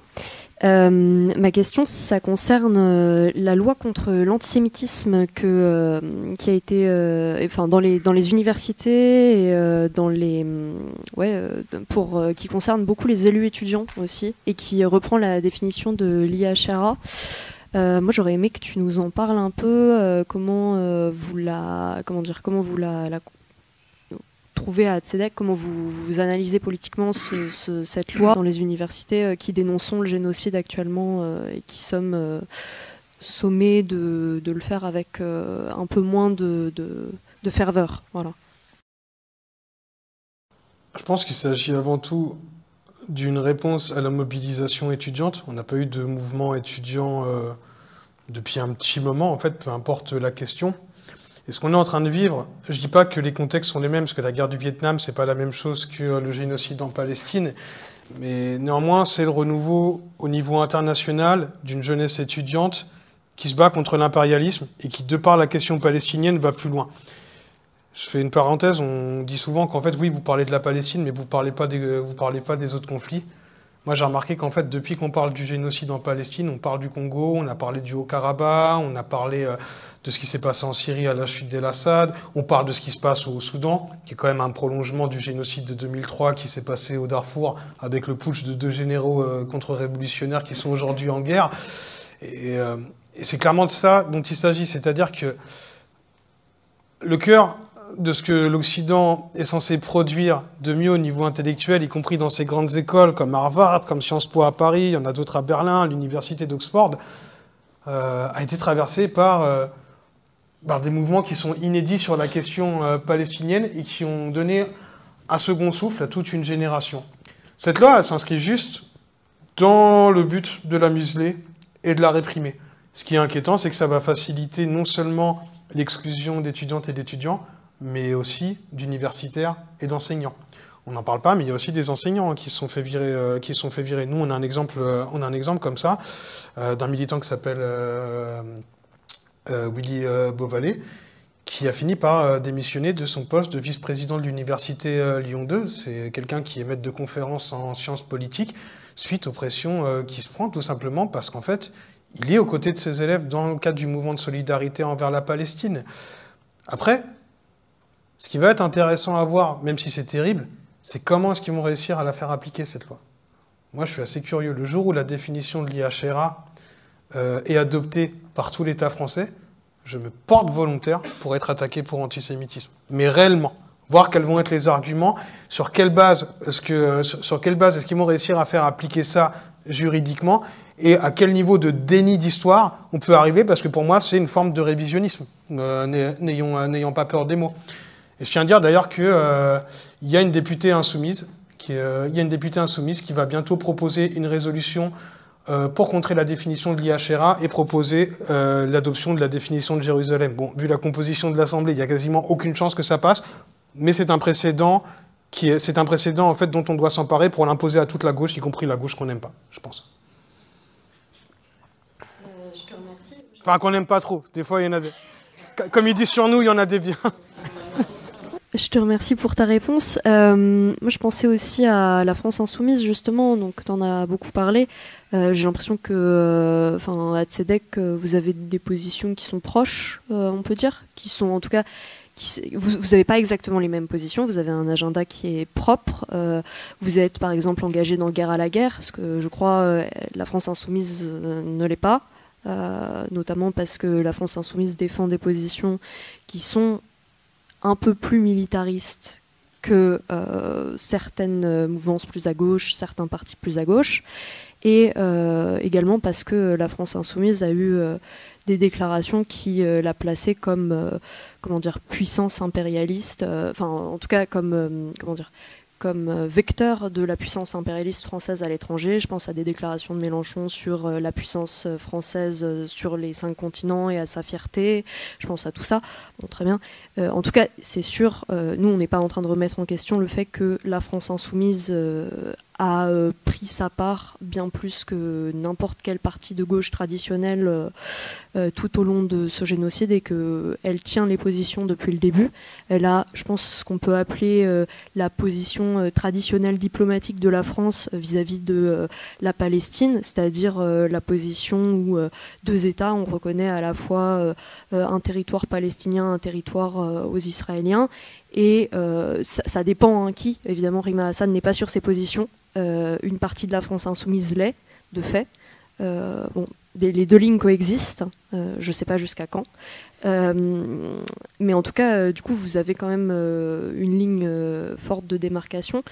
Je parle de ça parce que vous êtes justement dans Guerre à la guerre avec Tzedek, et je m'intéresse aussi à savoir pourquoi, parce que nous, au Point Levé, comme à Révolution Permanente, mais surtout au Point Levé, on lutte pas mal dans les universités contre la militarisation à la fois des cursus scolaires, mais aussi des partenariats avec des entreprises extrêmement problématiques qui ont des liens avec le génocide actuellement en Palestine et d'autres génocides et d'autres guerres, etc.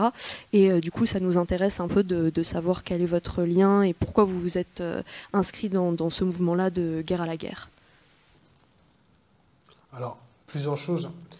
Déjà, chez Tzedek, comme j'ai dit tout à l'heure, on est vraiment composé par à peu près tout le champ politique de la gauche de rupture. Il y a énormément de gens qui ne... je pense que peut-être même la majorité n'a pas milité dans une organisation politique à proprement dit avant, ce qui est très encourageant, donc dont la judéité va être le premier vecteur d'investissement. J'ai parlé comme un libéral, c'est horrible. Investissement, tout ça. Non, voilà. Et après, chez nous, on a des militants de la France insoumise, on a des militants de l'autonomie. On va dire que c'est les 2 composants principaux parmi les personnes qui sont engagées politiquement. Mais on a des gens de Révolution Permanente, on a des gens du NPA, on a des gens de l'UCL, en fait. Et donc, on a forcément ces débats. Notre ligne, elle est forcément en désaccord quand on dit que c'est bien que la France soit présente sur les 5 continents. Néanmoins, je rappelle qu'il y a quand même eu une évolution, puisqu'il y a peu Mélenchon a dit qu'il serait pour l'autodétermination du peuple kanak et du FLNKS, qui est quand même pour moi une avancée intéressante. Mais après, de manière générale, là, je ne vais pas forcément répondre au nom de Tzedek, mais en mon nom. Moi, j'attends pas forcément qu'un parti réformiste... qui est dans la politique institutionnelle, en fait, soit sur une ligne insurrectionnaliste, révolutionnaire et décoloniale parfaite, déjà parce que je pense qu'ils ne peuvent pas, en réalité. Et moi, ce qui m'intéresserait, c'était Norman Ajari qui disait ça, et je trouvais ça intéressant, ce serait un petit peu qu'ils arrivent comme le 2e mandat de Trump, tu vois.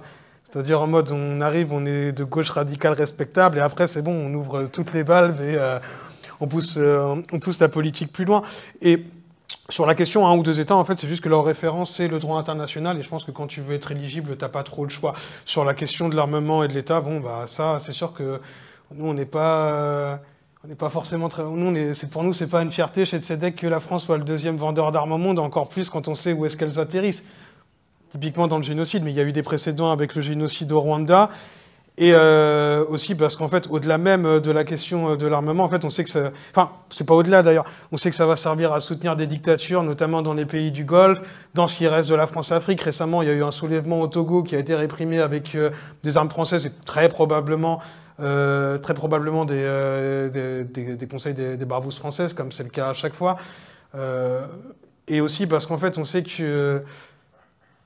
qu'en fait, les salons de l'armement, c'est des vitrines qui concernent à la fois le maintien de l'ordre au niveau mondial auquel la France fait partie d'un côté, et de l'autre aussi sur notre propre sol, sachant que la France est quand même le pays où il y a le plus de salons d'armement et parmi les plus importants, que ce soit le Bourget, que ce soit Milipol ou Eurosatory, où on va vendre des armes soi-disant non létales qui vont servir au maintien de l'ordre non seulement à l'étranger, mais ici en France, et que l'idée en fait belliqueuse d'une guerre, ça concerne à la fois les guerres extérieures, un conditionnement psychologique qui vise en fait à faire des jeunes de la chair à canon pour des États racistes, comme c'est le cas avec le SNU, même si on est content que ça a échoué, mais aussi la fabrique d'ennemis intérieurs, où grosso modo on sait très bien à qui ça s'adresse. En premier lieu, les habitants des quartiers pop et d'outre-mer, les exilés, puis après les gens qui militent, et ça finit par avoir des répercussions sur l'ensemble de la société.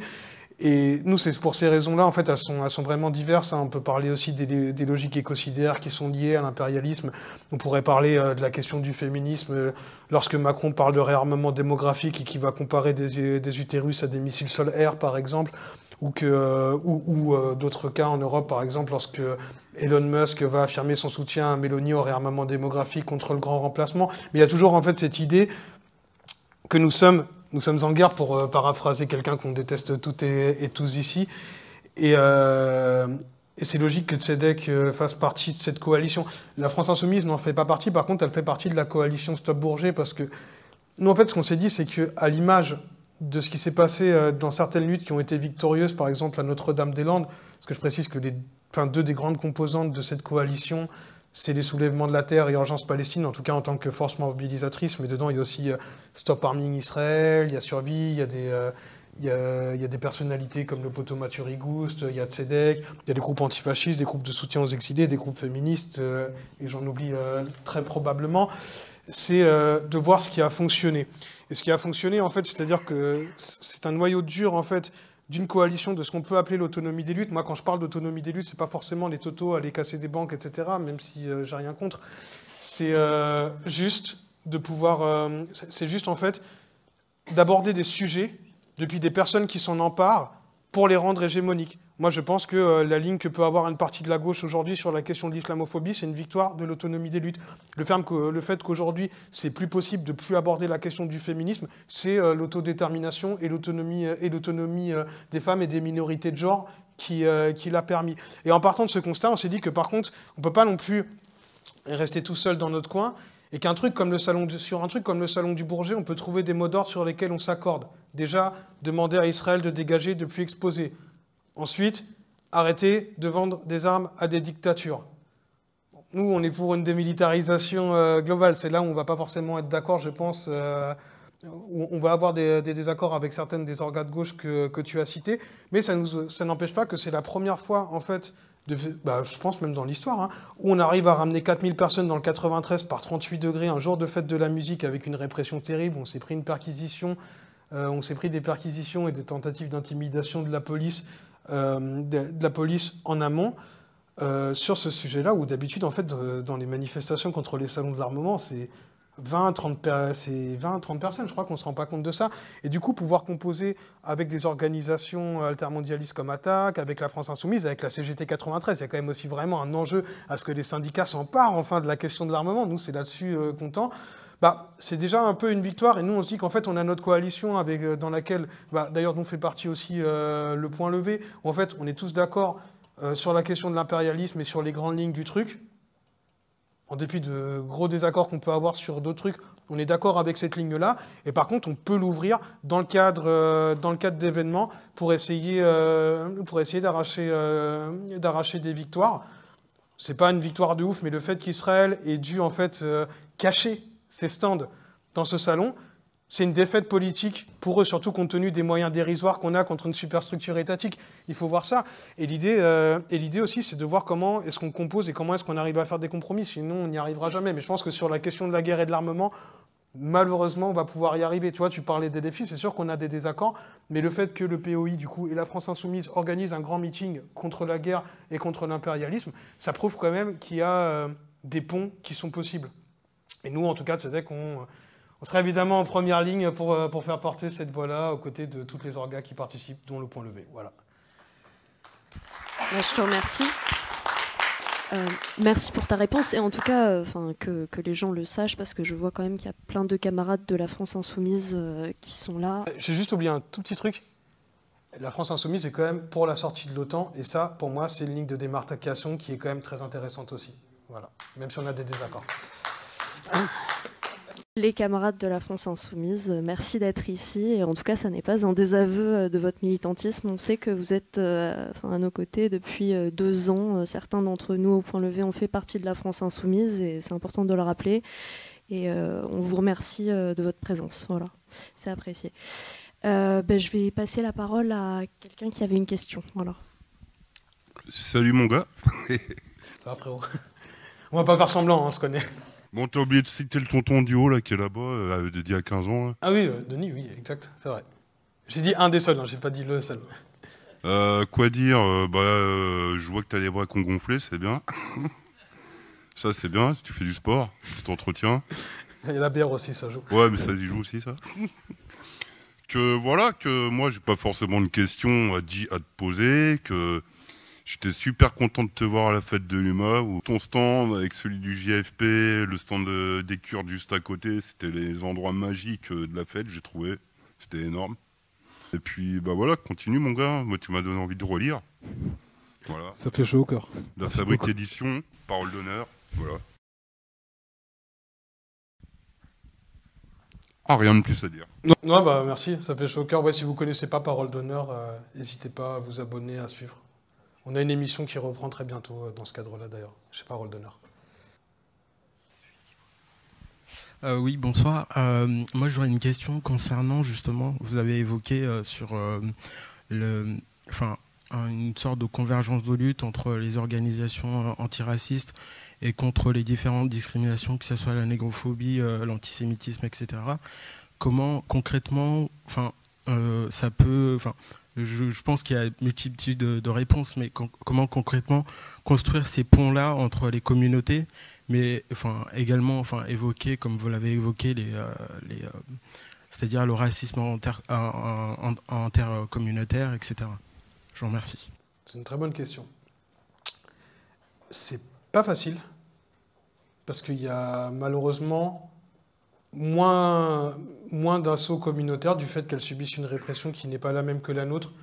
Moi, à titre d'exemple, j'ai quand même l'exemple terrifiant du CCIF qui faisait un travail de recensement des actes islamophobes et de lutte contre l'islamophobie qui était salutaire, qui était énorme, qui était une organisation qui tendait quand même à devenir une organisation, je pense, de masse chez les musulmanes et les musulmans, et dont la dissolution n'a malheureusement pas suscité l'intérêt qu'elle aurait dû avoir. On s'est mobilisé de fou pour les soulèvements de la terre. On ne l'a pas fait pour le CCIF, même si c'est arrivé un peu avant.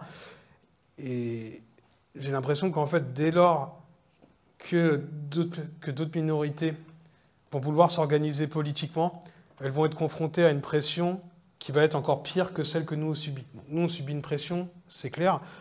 Et aussi parce qu'il y a tout un champ de l'autonomie politique qui existait avant, à travers certains collectifs afro-féministes, à travers la brigade anti-négrophobie, la Voix des Roms qui existe toujours, etc., qui n'a pas forcément eu, je pense, de relais générationnel. Et du coup, c'est avec ça, je pense qu'il faut le construire. Nous, à l'époque, avec l'Union juive française pour la paix, d'ailleurs, il y a très longtemps, avec Denis Orlando et d'autres personnes d'Acide et du CCIF Orléans, on avait organisé un meeting en lien avec la création d'une plateforme dans laquelle vous aviez la brigade anti-négrophobie, vous aviez le CRAN, bon, qui a des positions politiques qui est pas la même qui sont visiblement pas les mêmes que la nôtre, le CCIF et la Voix des Roms.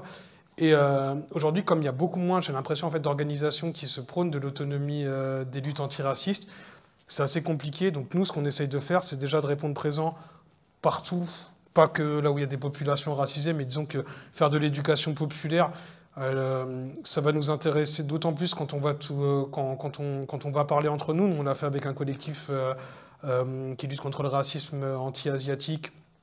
Il y a peu, ça a été une rencontre hyper intéressante. Et ce qu'on a envie de faire maintenant, c'est d'organiser, dans le cadre de nos Shabbats ou autres, des repas justement avec des organisations qui luttent spécifiquement contre différentes formes de racisme aussi pour pouvoir aborder ces questions-là et après voir comment est-ce qu'on le fait. Mais c'est un travail qui est titanesque. Moi, j'espère me tromper, mais je pense que le jour où des personnes s'auto-organisent un petit peu comme Tzedek, en toute modestie, parce qu'on est 200-300, c'est pas ouf.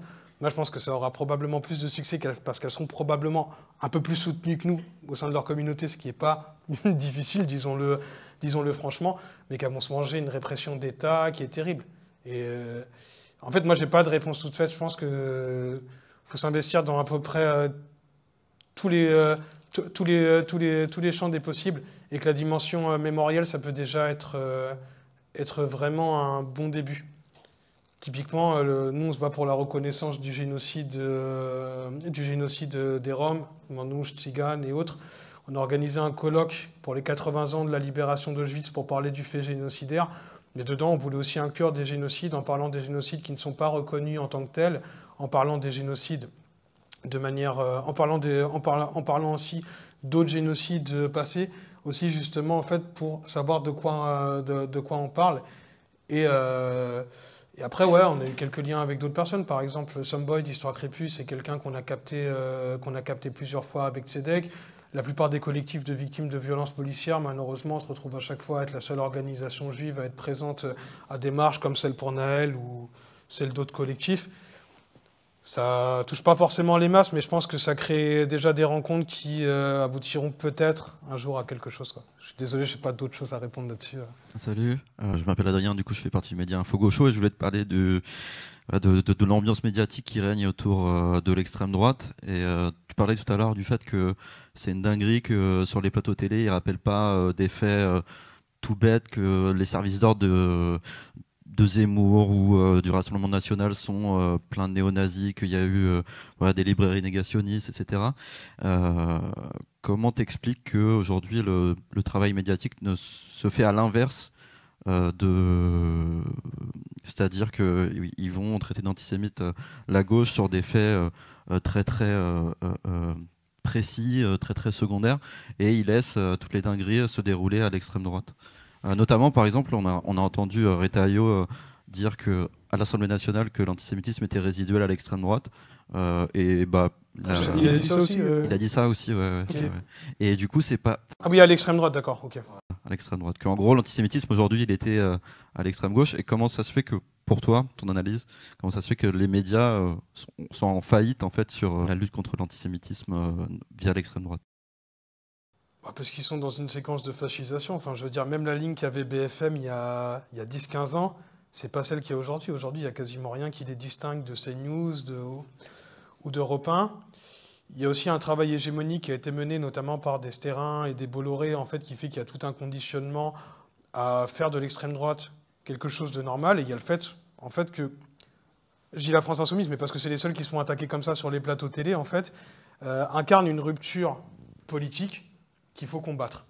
Et donc, dans ce cas-là, en fait, jouer sur cette question-là, c'est quand même beaucoup plus simple, je pense, c'est quand même beaucoup plus simple d'être dans le déni et de s'en prendre à la France Insoumise, tout simplement parce qu'elle n'obéit pas à un agenda politico-médiatique qu'on veut entendre. Moi, je pense qu'il y a aussi vraiment une complaisance qui est extrêmement terrifiante vis-à-vis de l'extrême droite. Là, tu donnais des cas qui étaient caricaturaux en parlant du service d'ordre de Zemmour et autres, mais il y a des concepts antisémites qui sont remobilisés aujourd'hui et même de manière constante dans des unes islamophobes, dans quasiment toute la presse écrite. Lorsqu'on vous parle d'islamo-gauchisme, lorsqu'on vous parle en fait tout simplement de figures d'altérité qui seraient inaptes à s'intégrer dans la société. Un exemple qui me vient en tête là, Marianne. Marianne présente Salah Hamouri ou Omar Al-Soumi comme des militants du FPLP, qui est un groupe marxiste, en tant qu'islamiste. Quoi que fasse le musulman, aujourd'hui, il est suspect. Alors, il y a aussi le concept d'anti-France qui a été remobilisé par des personnes comme Prisca Thévenot, qui sont vraiment des gens très très proches de la Macronie. L'anti-France, à la base, ce sont des gens comme Drummond qui en parlent, pour parler des Juifs et des Juifs.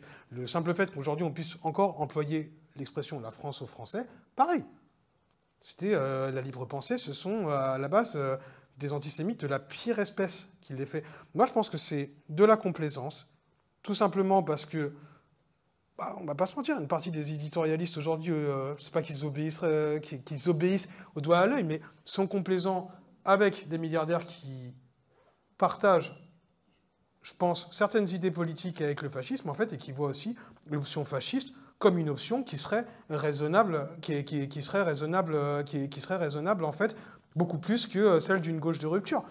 Le MEDEF, qui vous dit, par exemple, que Jordan Bardella est beaucoup plus cohérent économiquement parlant que LFI ou que la gauche de manière générale, c'est un exemple qui est criant. Et moi, je pense que c'est juste qu'en fait, on ne se rend pas compte qu'on a déjà perdu une bataille hégémonique, pas qu'en France, mais de manière générale, face à l'extrême droite, et que le rapport de force fait qu'on n'a pas de contre-pouvoir et de levier autre que les réseaux sociaux contre ça aujourd'hui. Même le service public.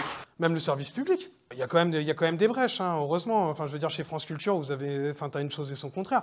Mais si tu regardes la ligne éditoriale de France Info, que tu regardes par exemple parfois, moi je suis pas forcément pour le fait de lutter contre les tropes et des dog whistles, mais qui sont mobilisés avec des photos de Bamboualé, avec des titres, etc. Enfin, tu as des exemples qui sont extrêmement flippants. Et tu as aussi des journalistes qui sont issus vraiment des sphères fachos, de valeurs actuelles, etc., qui deviennent des chroniqueurs du service public sur France Info. La ligne de France Inter, qui est plus celle du printemps républicain, c'est pas celle de l'extrême droite, mais il y a une connivence idéologique qui passe par l'islamophobie, qui passe par le soutien à Israël, qui passe de manière générale en fait par le soutien à la police et à ce qu'on appelle les valeurs républicaines, qui fait qu'en fait ça fait quand même un appel d'air vers l'extrême droite. Et ces gens-là, ils préféreront tout. Enfin, je ne vais pas citer plutôt Hitler que Front Populaire parce que c'est pas de ça dont il s'agit, mais ils préféreront quand même toujours l'extrême droite à une gauche antiraciste. Pour des raisons évidentes, parce que c'est aussi contre les intérêts de la classe bourgeoise de lutter contre le racisme. Le jour où tu combats le racisme, même si le racisme, c'est pas qu'une question de classe, c'est un élément fondamental d'unité de la classe ouvrière contre la bourgeoisie. Et donc, forcément, ils ne sont pas d'accord avec ça. Puis il y a aussi un conditionnement idéologique, en fait, qui est juste suprémaciste, dans lequel on a baigné, qui s'affirme et qui se radicalise de plus en plus, parce que des gens se laissent de moins en moins faire. Et qu'aujourd'hui, les questions de racisme, c'est plus comme avant. C'est plus SOS Racisme qui dit « touche pas à mon pote ». Quand t'as Michel Zecler qui se fait tabasser ou George Floyd qui se fait tuer, t'as des centaines de milliers de personnes qui manifestent spontanément en disant « tout le monde déteste la police » parce qu'elle sait que la police, c'est le bras armé de l'État. Aujourd'hui, quand tu tiens des propos islamophobes, t'as des gens qui réagissent, t'as même des vlogueurs, des youtubeurs, etc., dont on pensait pas qu'ils étaient politisés, qui se positionnent là-dessus. Et forcément, ça les effraie parce que c'est pas le schéma de pensée dominant, donc il faut une réponse plus ferme. Enfin, moi je pense après, aux États-Unis, ce qui est sûr, c'est qu'on n'est pas du tout dans une c'est pas du tout la même dynamique qu'en France. Je dirais même que les dynamiques semblent plutôt inversées. Ce sont des enquêtes qui ne sont pas forcément sociologiques, donc c'est à prendre avec précaution. Mais d'après des sondages, la majorité des Juifs et des Juifs sont déjà pour une solution à deux États, mais chez les jeunes, ce qui a alerté d'ailleurs ce qu'ils appellent les ministres de la diaspora, c'est pas des gens qui ont vraiment un titre de ministre dans les pays où ils sont, mais en gros, c'est des personnes qui sont chargées de faire des enquêtes sur les Juifs et les Juifs. Une grande partie des jeunes, en fait, américains, de 18 à 24 et de 24 à 35 ans, sont critiques du sionisme. Et il me semble que c'était un quart, voire même un tiers des Juifs et des Juifs qui aujourd'hui se revendiquent comme antisionistes. En France, je préfère pas savoir. La solution à deux États, je pense qu'elle peut être partagée, y compris par des sionistes de gauche ou des sionistes libéraux comme Horviller, etc. Tout simplement parce que c'est une impasse politique de continuer comme ça, mais il faut voir ce qu'ils incluent dans la solution à deux États, comment est-ce qu'ils l'acceptent. C'est pour demander à toute la population palestinienne d'être désarmée ou non face à son oppresseur. Mais je sais qu'il y a deux thèses qui arrivent très bientôt sur ce sujet-là. Là, j'ai pas d'éléments comparatifs comme ça à te donner, mais il y a deux thèses qui sortent très bientôt. Et en France, c'est très compliqué, puisque comme les statistiques ethniques sont interdites, on parle d'échantillons, on parle en fait d'échantillons qui sont faits à des échelles généralement assez moindres dans des enquêtes sociologiques. Mais en tout cas, ce qui est sûr, c'est qu'aux États-Unis et en France, c'est très différent et qu'entre les deux, normalement, il doit y avoir le Royaume-Uni quelque part. Par contre, si on trouve des enquêtes, je ne sais pas si tu es sur Orléans ou quoi, mais je les enverrai, enfin des enquêtes plus approfondies, on pourra essayer de te les envoyer si ça t'intéresse. Je vous remercie pour toutes les questions, pour votre présence et pour votre attention. Demain, il y aura probablement un cortège pour la Palestine et pour la flottille dans la manif qui a lieu à 10h30, début parvis de la cathédrale. Et puis, il y aura certainement une manif vendredi à 19h, si je ne me trompe pas. Ouais, bah voilà, c'est sûr, vendredi à 19h pour la flottille en particulier. Voilà. Je vous laisse sur ces mots. Je sais pas si tu veux. Bah moi aussi, déjà, je vais remercier Iris et le Point Levé pour l'organisation et le fait d'avoir rendu ce moment possible. Je pense qu'on peut les applaudir chaleureusement. Bravo!